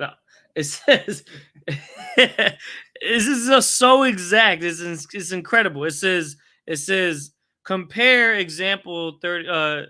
Each of the cherubims, according to the prophet, had the head of a face of a man and the likeness of an eagle about the shoulders, with expanded wings, the neck, mane, and breast of a lion, and the feet of an ox. In those squares, they dance on the winter night, singing hallelujah, also Yahiwah or Yahweh, but never discover any signs of adoration of these figures. So the people that were studying the Native Americans, they saw that they had that image there, but the Native Americans were not bowing to the structure. They were not giving praises to that card. They were not worshiping it like an idol, but they recognized it as something that was akin to their culture. That's all it was. It wasn't an object for them to worship or anything like that. And they recognized it. That's why it says, but they never discovered the Native Americans to show any sign of adoration of these figures. See what I'm saying? And it's biblical to the T, exact to what the scriptures are saying. It says, when the Israelites encamped, we learn of them, and that they were usually arranged into 4 divisions under 4 different standards, namely a man, an eagle, a lion, and an ox, which 4 emblematic figures, whatever they mean, were found roughly drawn in this and other temples, similar temples. The terms of their language direct to the character of their religious feelings. The Southerners call God by a name which signifies greatness, purity, and goodness. All right. I got one more part to this. Give me let me see. Give me Deuteronomy chapter 1, verse 13. Deuteronomy chapter 1, verse 13. Again, we're reading. Let me get this. I'm gonna make sure to get y'all on that page too. Deuteronomy 1:13. Make sure to have that there. Everybody, make sure you can see that. I'm gonna put that back on the screen for y'all. All right, Slakia. Deuteronomy chapter 1, verse 13. Again, I'm reading out of the book from the 1800s, View of the American Indians. This book is just heavy material after heavy material, because again, it's an account of what these Caucasians and people that studied the Native Americans were seeing in the culture of the Native Americans, and how it coincides with the Bible, that these people were those lost tribes that fled from Assyrian captivity in 700 AD, fled to what the Bible calls Arsareth, which is known is a word that means newfound land. And there they set up cultures and societies throughout what we now know today as Central, North, and South America. All right. And this is the proof. This is just history books just agreeing with the Bible. Plain and simple. All right. Page 65 here is an account of the high priests and the priesthood of the Native Americans. And it says, in every town or tribe is a high priest. and others of inferior rank. Does that sound familiar? And every town or tribe is a high priest, and others of inferior rank. The oldest presides in spiritual things, meaning the elder, the general, the captain, the one with the highest rank was the one that was in charge of the town. It says, or the tribe. It says the oldest presides in spiritual things. He maintains great influence among his people, and the great council never determined on any point of importance without his advice. So moves don't get made without the advice of the high priest in the Native American culture. Give me what you got. Deuteronomy chapter 1, verse 13. Read that. Deuteronomy chapter 1, verse 13. Go ahead. Take ye wise men and understanding and known among your tribes, and I will make them rulers over you.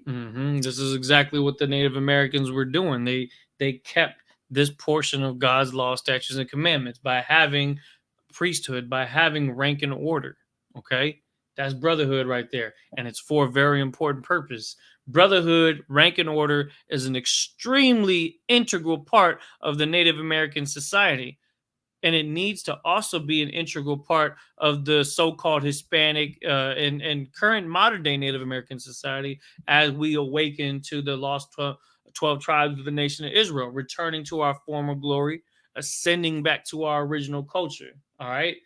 Give me verse 14. Go ahead. Verse 14. And ye answered me and said, the thing which thou hast spoken is good for us to do. The thing which thou hast spoken is good for us to do. Yeah, this is a good thing. Giving rank and order is good. It's not something for you to say, oh, you're in a cult because y'all have a military structure. The nation of Israel is a military. You need to understand that first. You can't understand the Bible without understanding that God is a God of war and that his people is a people of priests and kings and soldiers and war priests. You understand? It makes it there's a presence and a royalty that comes from knowing that. And that's why they said this is a good thing. What you got? What's up? Well, this is also how you know that they're the people of the Bible, because they also talk like that too. They say it like you know how, like in the shows, like they were speaking like you talking about the Native Americans? Yeah, they'd be like, the thing which thou hast spoken. Like, you know how they would do that in the shows? Like, yeah, like it's always like the elder, like the OG, you know what I'm saying, posted up with the you know, the garment with the fringes, and he's like, the Great Spirit called upon us to awaken. You know, they always say some real deep stuff, but that's kind of like our flow. That's always been our spirit. And also understanding that Blacks, Hispanics, and Native Americans are one family, then we start to realize just how similar we are to one another. You know what I mean? Just how closely knit we can actually be if we set our differences aside and realize that we really are the same people. Now, it says again, in every town or tribe of the Native Americans is a high priest and others of inferior rank. The oldest presides in spiritual things. He maintains great influence among his people, and the great council never determine on any point of importance without his advice. Give me verse 15. Go ahead. Verse 15. So I took the chief of your tribes, wise men, and known, and made them heads over you. Okay. Captains over thousands. Captains over what? Captains over thousands. Over thousands of what? Thousands of people. Thousands of families. Right? Just like how the Native Americans had high priests and others of inferior rank. A high priest would be like a general in the I.S.U.P.K. And then you have captains, then you have officers, and you have troopers, you have young men, you have sisters. You know what I'm saying? And those captains over thousands are people that are responsible to be spiritually adept to counsel and maintain thousands of people. Read on. Captains over thousands. Go ahead. And captains over hundreds. Captains over hundreds. Keep going. And captains over 50s. Keep going. And captains over 10s. Go ahead. And officers among your tribes. And officers among your tribes. So captains and officers, that right there is a confirmed rank and order in the Bible. And that the Native Americans not only had the cherubim, figure during their ceremonial rites, the fringes on their garments. What else have we talked about so far? The feathered crest, the shield of David on their earrings and on their garments, right? The fringes. You see what I'm saying? The trumpets and drums when they go to war, just like the Israelites. The arrows, the skill in warfare, the rank and order, the structure. These are things that are important to understand. Now, why is the structure important? Why is it important? Because go to now give me verse 17. Go ahead and skip 16. Well, what is skipping? Go to verse 17. Verse 17. Ye shall not respect persons in judgment. Ye shall not respect persons in judgment. Read on. But ye shall hear the small as well as the great. Because every council, it don't matter if it's, hey, I need $10 to get gas, or man, my wife just had a baby and I just lost my job and my car broke down and I need to figure something out. Because you shall hear the small as well as the great. These captains, these officers, they're charged with the authority and the responsibility to take care of those families, to find solutions, to use the knowledge of the scriptures and our culture to answer the call, to help heal our people, to help keep them off of drugs, to help keep them out of the prison system, right? To keep them following the law, statute, and commandments of the Most High, because as we begin to collectively do that and awaken our people, we start to become more and more as a real nation that the Most High sees as deserving of salvation. It's an important, integral part of our salvation to have rank and order. You have to understand that this isn't because we're trying to be, power driven and take people's lives. No, because we become servants to the people that we help. We take on that responsibility because we find the glory in that.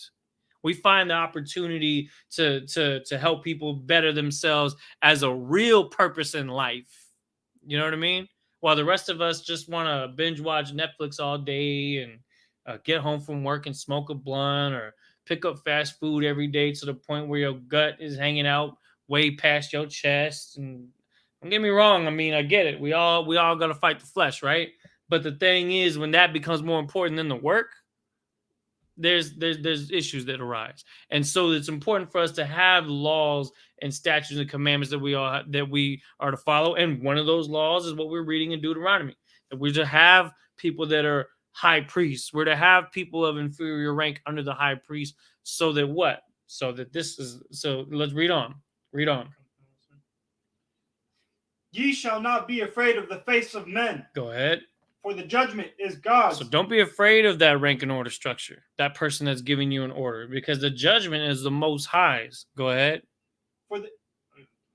And the cause that is too hard for you, bring it unto me, and I will hear it. And that's what the council is for, because men that are wise, men that know the Bible, they know the will of the Most High.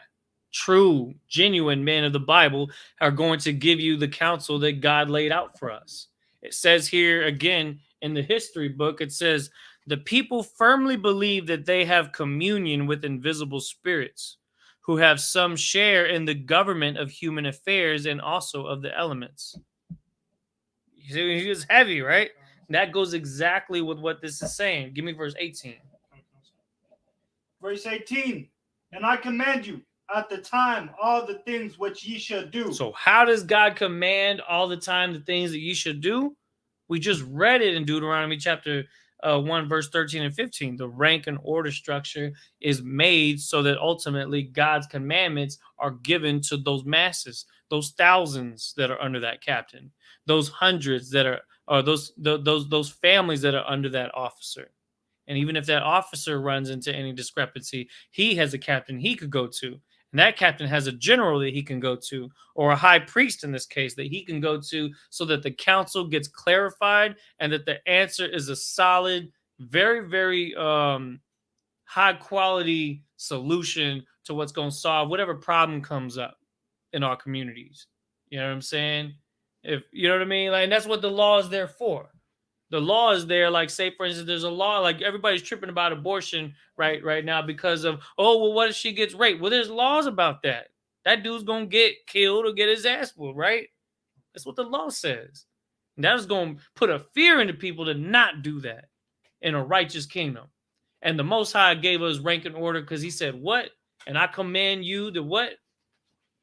that the time, all the things which ye should do. And these people says, in every town or tribe is a high priest and others of inferior rank. And the oldest presides in spiritual things. He maintains great influence among his people. And the great council never determines on any point of importance without his advice. The Native Americans had rank and order because they followed the Old Testament, because they are the Israelites that the Bible talks about. And you are not going to disprove that. Nobody's going to disprove that. It's the truth. Their culture belongs to them. Stop trying to lie to them and say that the culture is not what it really is. Right. Because we are taking that culture back. Because they even prophesied that they were going to take it back. And the tribe of Judah has been so graceful in starting that movement. It's up to us to complete it. These 10 tribes that came from Assyrian captivity on this side of the globe, it's time for us to come back to that rank and order structure. It says the people firmly believe, these Native American people firmly believe that they have communion with invisible spirits who have some share in the government of human affairs and also of the elements. And the scriptures agree with that, because the Most High has given us rank and order so that his will can be done on the earth. And he's that great spirit that these Native Americans are talking about. You see what I'm saying? And that's a beautiful thing. All right. I got more. Page 66. All right. I'll just go ahead and be on standby. I'm going to get you another scripture here in a second. Because what we've done over these past class, for everybody that's still tuning in, I appreciate everybody that's tuning in. We've got plenty of folks watching, right? But definitely what makes it more important is that if you take the chance to write these scriptures down, to take the name of these books down, if you want to write in the chat, if you need to know the ISBNs of these books so you can read them yourself, like I said, don't take my word for any of it.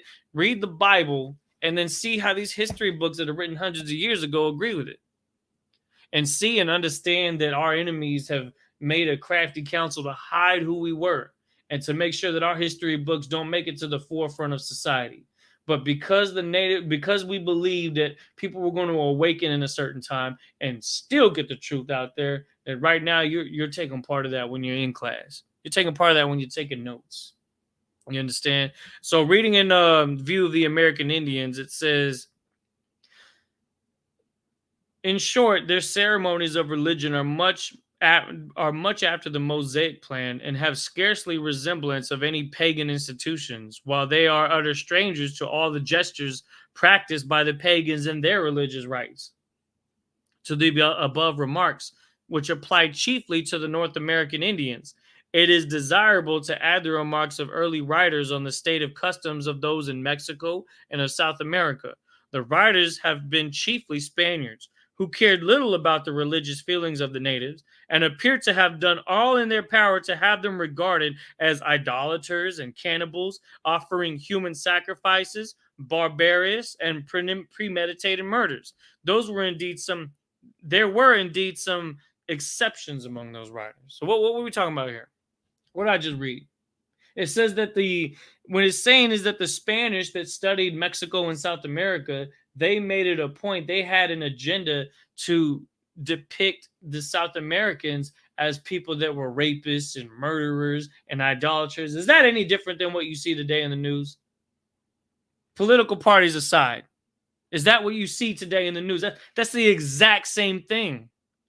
Because they say, oh, well, Mexico doesn't send their best over here. They send rapists and murderers and the criminals and drug dealers and this and that or whatever. Meanwhile, it's just the old man trying to get out of hell, trying to find a place to eat, trying to find a place to work to feed his family. And then they get locked in cages at the Mexican border. You know what I'm saying? And so that agenda is not new. It's fake news. It's been going on since the 1500s. That's why they took the Apocrypha out of the Bible, to hide the fact that the Greco-Roman Empire was so savage against our people. Because they're the very same people that ended up being the Spaniards. They're the same people that ended up being the Khazarians, the Britons, the British, the Europeans. And they come over here and they just continue to do exactly the same thing, even to this day. Even to this very day. So you need to understand that that's the truth. Because when you understand the truth, nothing's going to fray you to make you believe some other type of way. This is the truth that we're talking about here. And it says there were indeed some exceptions among those writers, like Ronald Sanders, who wrote Lost Tribes and Promised Lands, like Diego Duran, who wrote the book about the Aztecs of the Indies of New Spain, who had the such compassion and actually had some form of decency to say, you know what, these people might be Israelites.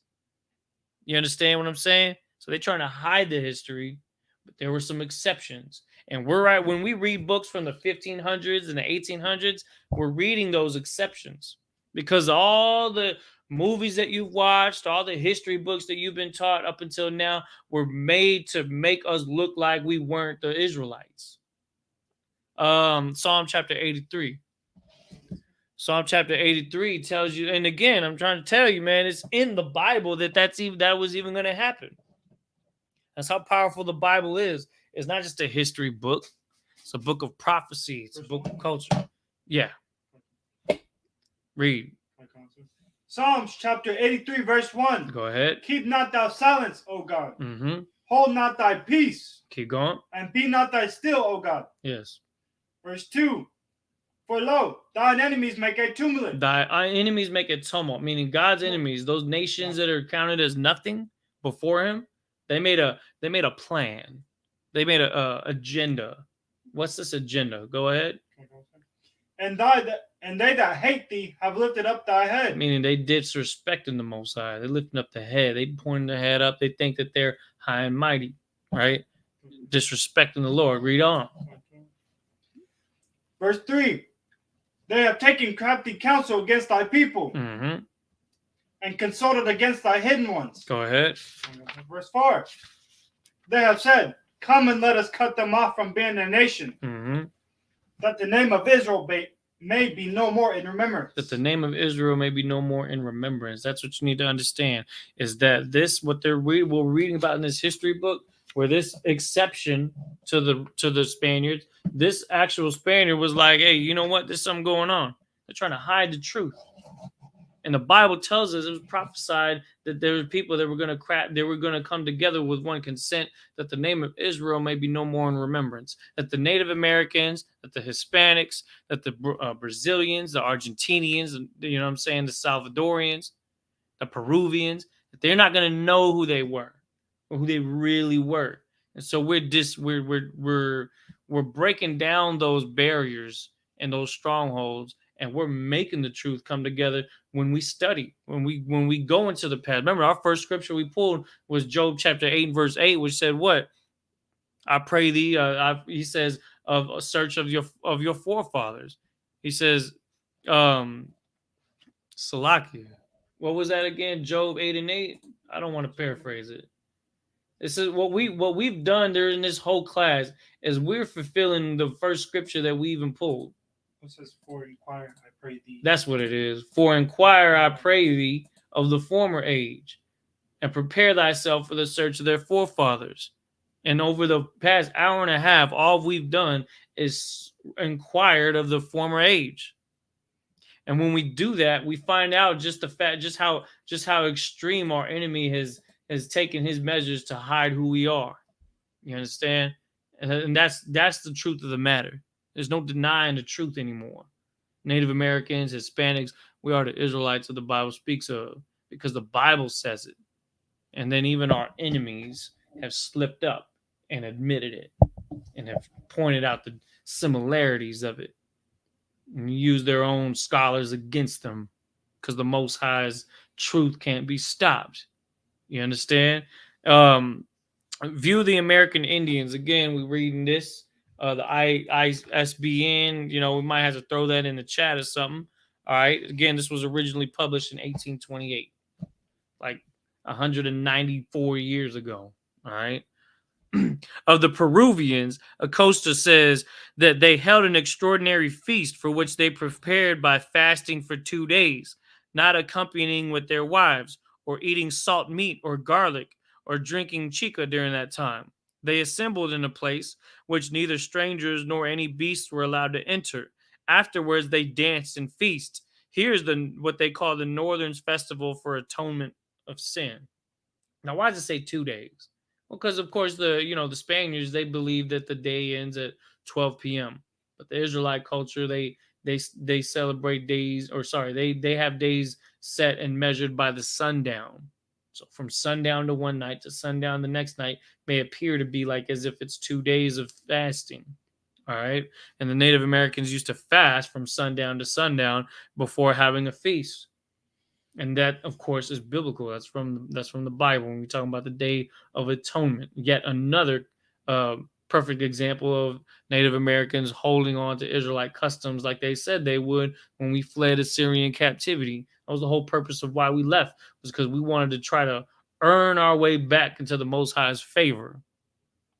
And here you have the chance to earn your way back to the Most High's favor because you're in this class right now, and you can put down that blunt.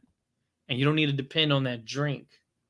You don't need to be dressing like a whore. You don't need to be going out and getting abortions. You understand what I'm saying? You could be a righteous son or daughter of the Most High and come back to our law, statutes, and commandments. Because even back then, the Native Americans knew that the children of Israel were regarded in the Most High's favor to be above all nations that are on the face of the earth. And the other nations were as if nothing in front of the Most High. So, of course, the Spanish that came over here were going to see them as a threat because they regarded them as nothing. And now today in 2022, our enemy regards us as nothing.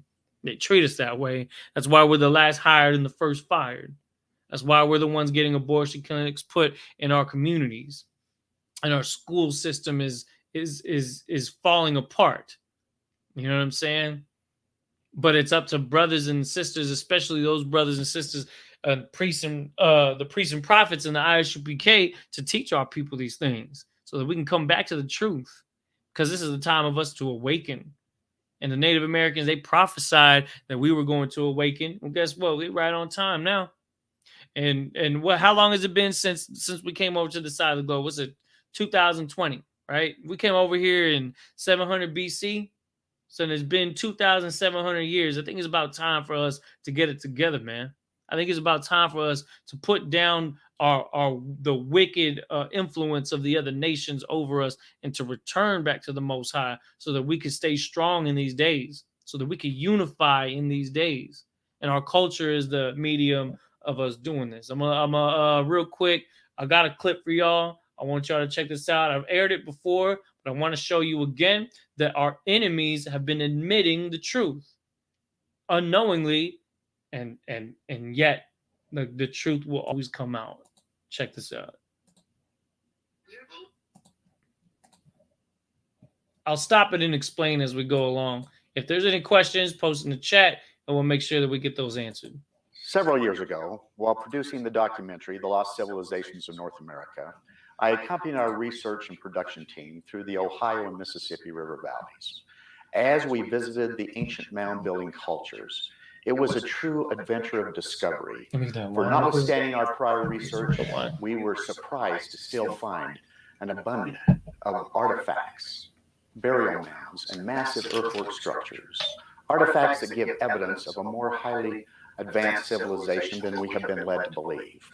As we were asking some of the same questions that you're probably asking yourself right now, the why, how, and the who questions.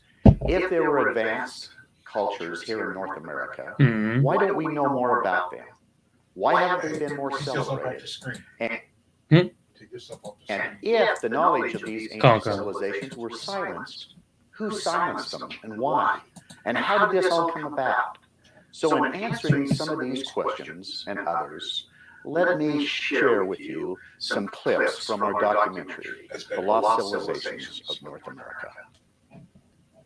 Most Americans have no idea that ancient cities with advanced architectures once dotted the ancient North American landscape. The music. Director Kennedy has since coined a name for such places. What I call hidden cities. I use the term because these were very big places. There were more people, we now know, in Cahokia, across from St. Louis, than there were in London or Rome. Now, what he said was heavy. He said the civilizations of the Native Americans had a bigger civilization than Rome. Look at these mounds here. Look just like the pyramid, right? In South America. This is in North America.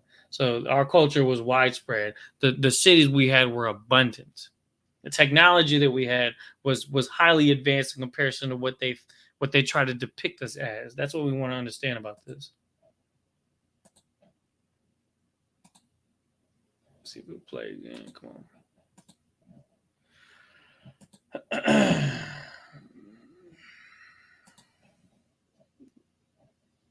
Slovakia, yo. 45.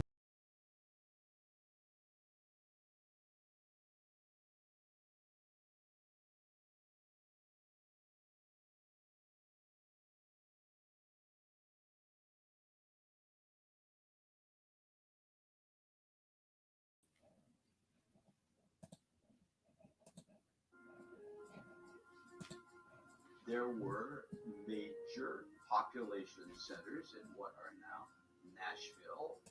Let me get it back on the screen. Cincinnati and Pittsburgh and St. Louis. Why is it that top historians know about such things? How is it that this knowledge was kept from the modern public as well? There was one mound construction that would lend credence to this idea that some of the Indian tribes may be of Hebrew descent. While visiting Mound City National Park in Ohio, He's all telling on himself, son. Survey map from Squires and Davis's book, The Ancient Monuments of the Mississippi Valley. It was a survey of these giant earthwork, which looks like a Hebrew oil lamp and a menorah. And so I asked the park director where we'd have to go to see this particular earthwork. And he says, well, you'd have to get in your car and go down the highway some distance to Milford, Ohio. And at the crossroads there, that is where it was, but no longer it exists, because the Army Corps of Engineers came in and wiped it clean. There was one mound destruction that is particularly suspicious. The Hebrew works, for example, in Milford, Ohio, that was totally taken down and destroyed. Some suggest that certain type of funding that was done on a deliberate basis. We really can't prove that. Yet privately, we know that it wasn't stopped either. It was allowed to be taken down, and it was not stopped. And it's lost. It's gone to us forever. What? The pyramids that we made in Egypt? Mm-hmm. Those are just tombs. Big old tombs. Tombs and storehouses to be able to for build these Egyptians. mounds perfectly, in unison to an octagon shape. Same thing as a. It's clear that they rival by any scale. What would I call the storehouse or something? Is the feed laggy or is it smooth? The Roman Colosseum. I'm not that surprised by it. Like we couldn't call a storehouse. There's so many other things that we see when we start learning about and looking into Native culture that I think people on the surface may be surprised, because they tend to think of Indian people as anti-intellectual or, non-scientific, or somehow, living in the backwoods and not knowledgeable about things like that. The knowledge embedded in these earthworks and encoded in their structure is anything but primitive. It's remarkable. It also shows that not just high math, but these sites are lined up primarily with the lunar calendar. They had high math, they understood geometry, and because of the lunar calendar, they also understood the heavens, astronomy.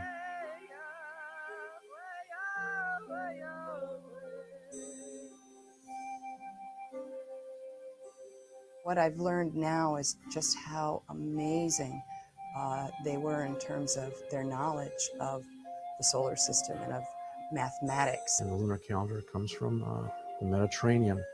And then they had the unit of measurement was 606, which they call the stade. One side of the Great Pyramid from the base to the tip of the apex is 606 feet. If you square inside the octagon, which the surveyors like to call, it's a term they use, squaring the circle, and you divide that up into 4 equal parts inside the cubes, you'll find those cubes are all made of 606 foot lines per cube side. The angle of the Great Pyramid of Egypt runs 51.8 degrees. Up the slope from the base to the. So, I'm gonna pause real quick. What he's explaining right now is that these mounds in North America had the same angles and dimensions as what was used in the pyramids in Egypt. Of course, we know that the Israelites built the pyramids in Egypt as slaves. But when we came in, and that was thousands of years, that was hundreds of years before we came over to this side of the globe. And even still, we still had a structure of a knowledge base of geometry and arithmetic and mathematics. You know what I mean? To understand the mapping of the stars for navigating the waters. That's how we made it over to this side of the globe. And then also the mathematics that behind the pyramids. We use a square to make a circle, and that's what he's explaining. He's explaining that the angles is exactly the same as the pyramids in Egypt that we use in these structures, these mounds in North America. The angle, that measurement is there, and when you come off of the baseline at Newark, and you run true north, and then measure that angle back to the baseline, what do we find? 51.8 degrees. So, did they have the same math as the ancient Egyptians? Well, I gotta say, yeah, it sure looks like it. 606. It's made up of stades, exactly the same. Now, if that's not interesting enough, look at the angle of the Great Pyramid of Giza. If you take the angle of the Great Pyramid of Giza, the slope is 51.8 degrees. Let's go back to the earthworks. If you measure the line that goes straight through the center of the structure, right here, and then you'll go true north, it's 51.8 degrees. That angle is exactly the same angle as the pyramids of Giza. It is the same math, the same calculations as ancient Egyptian. The agriculture, the urban design, the engineering, and the astronomy that preceded us, preceded we European Americans, are not quite us. They are other people, we felt. And in the European American tradition, there's a long, long history of our saying to ourselves, oh no, that's those people. And those people can't be as good as us people. They couldn't build those great big things. You hear what he said? Yeah, he said those people. Like, them natives can't be that smart. Oh, guess what, fam? They were. Thankfully, today's scientific community is beginning to take a renewed look at what artifacts and ancient cities yet remain, such as these once city walls, intentionally preserved as mounds in a golf course in Newark, Ohio. Dr. Roger Kennedy went on to say in his book that few realize that some of the most complex structures of ancient archaeology were built in North America, home of some of the most highly advanced and well-organized civilizations in the world. In producing the Lost Civilizations documentary, we set out to interview the foremost scholars that we could find who had studied these ancient cultures and history. And in so doing, an understanding of this daunting history emerged. As we came to realize that this is indeed a larger history than just the loss of America's antiquities, these reoccurring designs gives evidence of a centralized government, as these ceremonial sites would have been designed by some master architect, as they are very similar, but are not that close together. Block Hebrew, they said they'd never seen anything like it. Mainstream archaeologists at the time called this a hoax. But then in 1900, or just about after 1900, in Israel, they found the same block-style Hebrew writing. Mainstream archaeologists still dismiss the findings. They found it in Israel and they found it in Ohio. But there was another stone that they found that they couldn't argue. This is the Bat Creek stone. It was found during the course of an official Smithsonian evacuation. The Smithsonian didn't understand the meaning of the writing on the stone. They thought it was Cherokee, since it came from Cherokee country. They didn't realize that it's actually Hebrew. They had published this originally upside down. They threw it in a box at the bottom of the Smithsonian, put it in the basement. Many years later, a scholar took it out of the box, looked at it, and went, oh my gosh, it's upside down. It's Phoenician, ancient Hebrew. So what's going on here? What is that about? Get that? Psalm chapter 83. Psalm chapter 83 says that made it a point to hide the Israelites. But it couldn't be hid. And those tents were shown anyway, even though they attempted to try to hide it by any means necessary, even going as far as to taking part of the Bible out of it, taking the Apocrypha out of it, trying to hide the culture of the Native Americans, the true culture, creating $5 Indian and people to infiltrate the culture to try to push it some other direction. You know what I'm saying? All those things failed because the truth came out anyway. So the good thing about the scriptures is that they'll always remain true, and that. Thwada. Slakia. Let me start again. So what we read, I appreciate that, young man Joshua. What we were saying is that in the video, it was evident that now, of course, this was that what we just watched, all right, was the Smithsonian documentary, or at least part of it.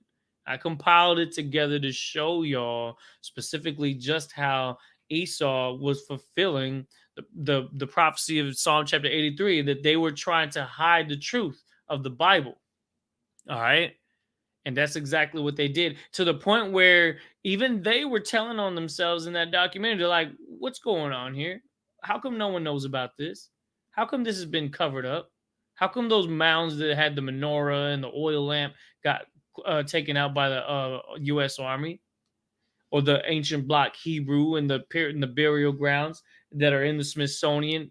How this is not talked about, because it changes the entire paradigm of what we know as the modern day world's geopolitical landscape.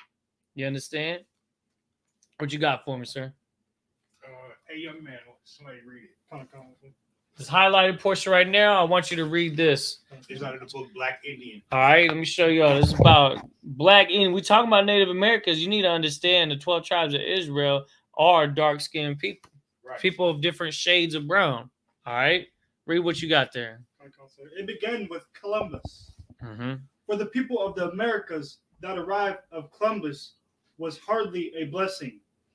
On his first day, October 12th, 1492, the explorer wrote in his diary, "I took some of the natives by force." Wait, stop. He said he took some of the native by force, right? Right, go ahead. And they celebrate whole Columbus days and things for this man when he came over here and destroyed this beautiful place over here. But keep reading. This is what he said about him. Keep going. He later found the origin inhabitants to be tractable. Tractable, peaceful. And what? Peaceful. A peaceable. That's what he found. He said he found these people over here that when he got here to be a tactical and a peaceable people. Right? Keep going. And concluded, there is not in the world a better nation. A what? Dang. A better nation. There is not in the world a better nation. A better nation. And we already know that Christopher Columbus, from reading the books of Ezra, knew what he was coming over here to look for. Yep. He was looking for Arsareth, a new world, a new land. Right? I like that, because you know what's cool is that we read in the books here, in these history books, the Native Americans believed that they were above all people. Right. They said that they looked at the white folks as nothing, because that's what the scripture says. Right. Not because they were trying to be racist. They were just coming correct. It gets better though. Keep going. Good. His response as an European was to say that the Indians must be made to work and adopt our ways. Right, just like the Egyptians said, just like the Egyptians did, made to work with rigor. Remember we went over that yesterday with Officer Dawada? Yeah, that's right. The Christopher Columbus, whose unique seamanship and courage had opened the Americas to European penetration, also began the transatlantic slave trade. Stop. So if the black men that came over here on slave ships, right?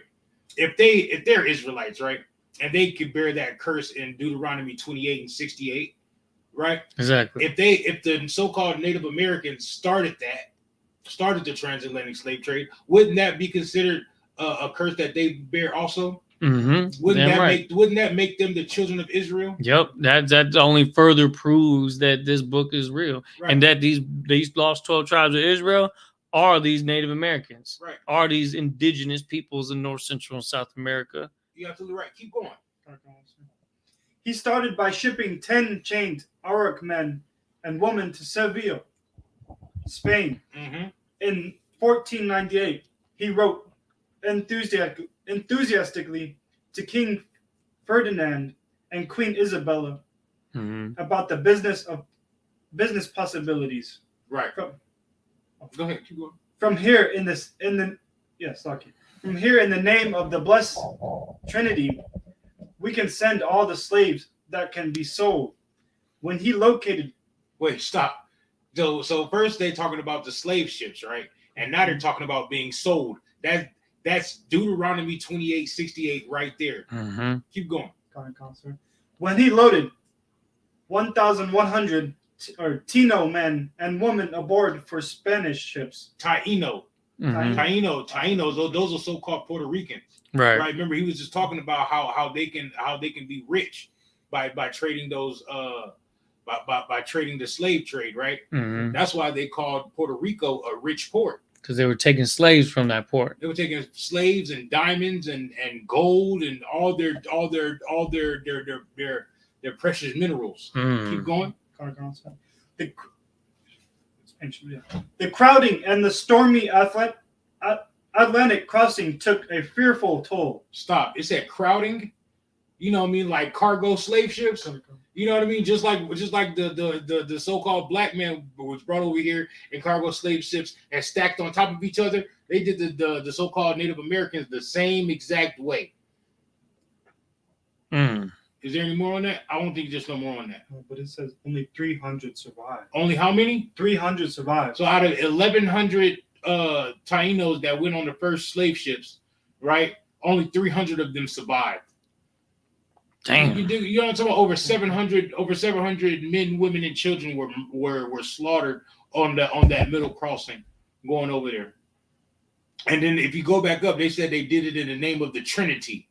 Right, that's the Father, the Son, the whole that Christianity worships, and Christianity believes in, because that's not in the Bible. And so that's it. That's good. Hey, good. Give him a hand, yo, for that, because really what it does is it shows that like we done pulled out, like of course the Bible is going to be the main source of what we talking about, because every time we pull out any of these books, what are we doing? We're going back to the scriptures, just to confirm.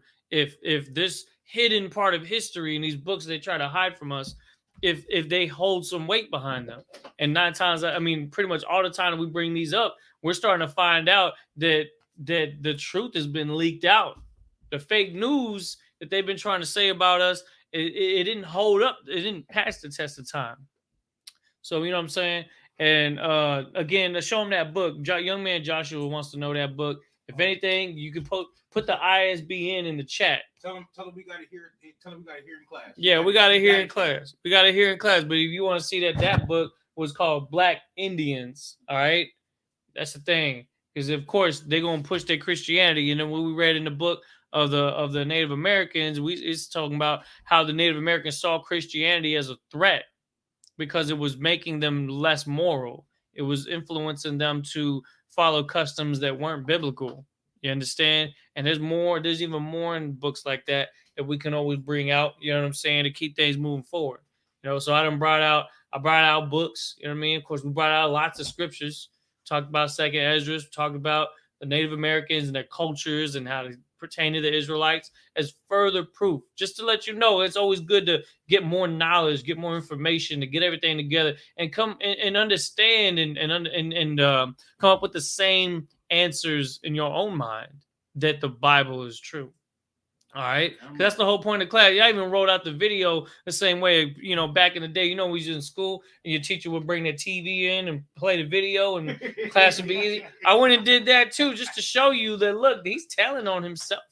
Esau is telling on himself now, to the point where he's even confused as to just how corrupt the history has been. You know what I mean? and it's real heavy information. I hope that y'all, got something from the class, learned something that you may not have known before, or heard some heavy material that make you want to go and do more research, to make you want to get your head in the book and continue to study the scriptures and continue to come to class to learn more, because you're supposed to ask questions. You're supposed to be skeptical about what you're getting yourself into when you're studying.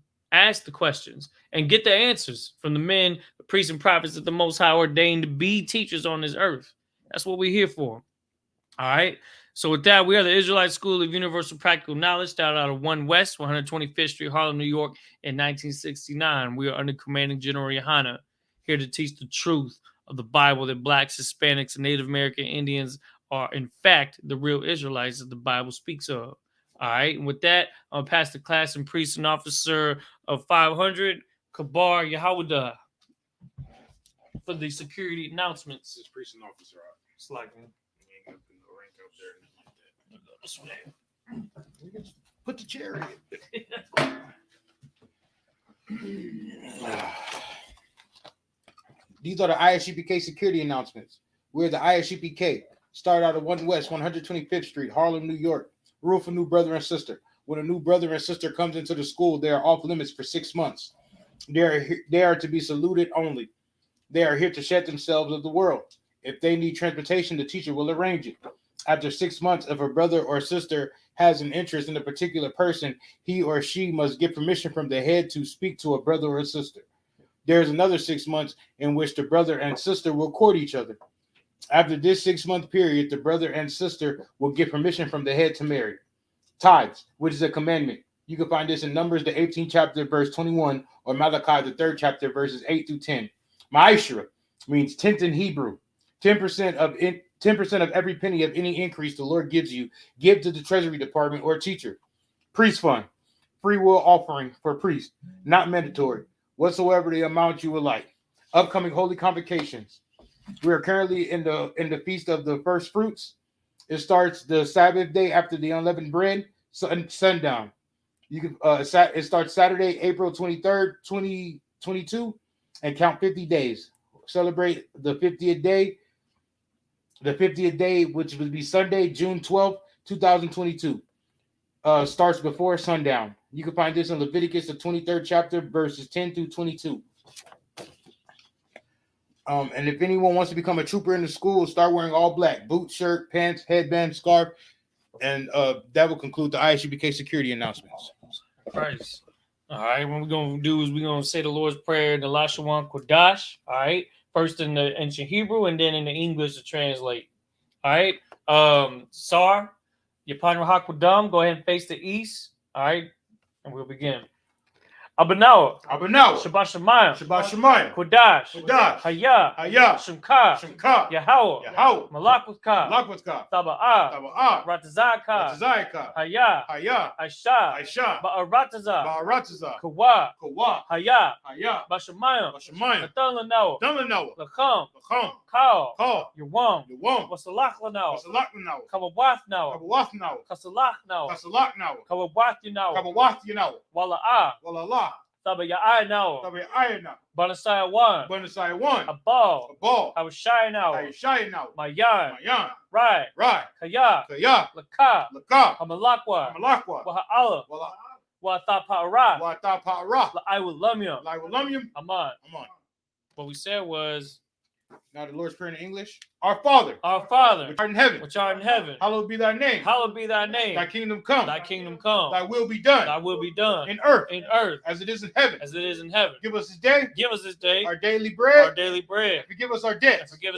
As we forgive our debtors. And lead us not into temptation. But deliver us from evil.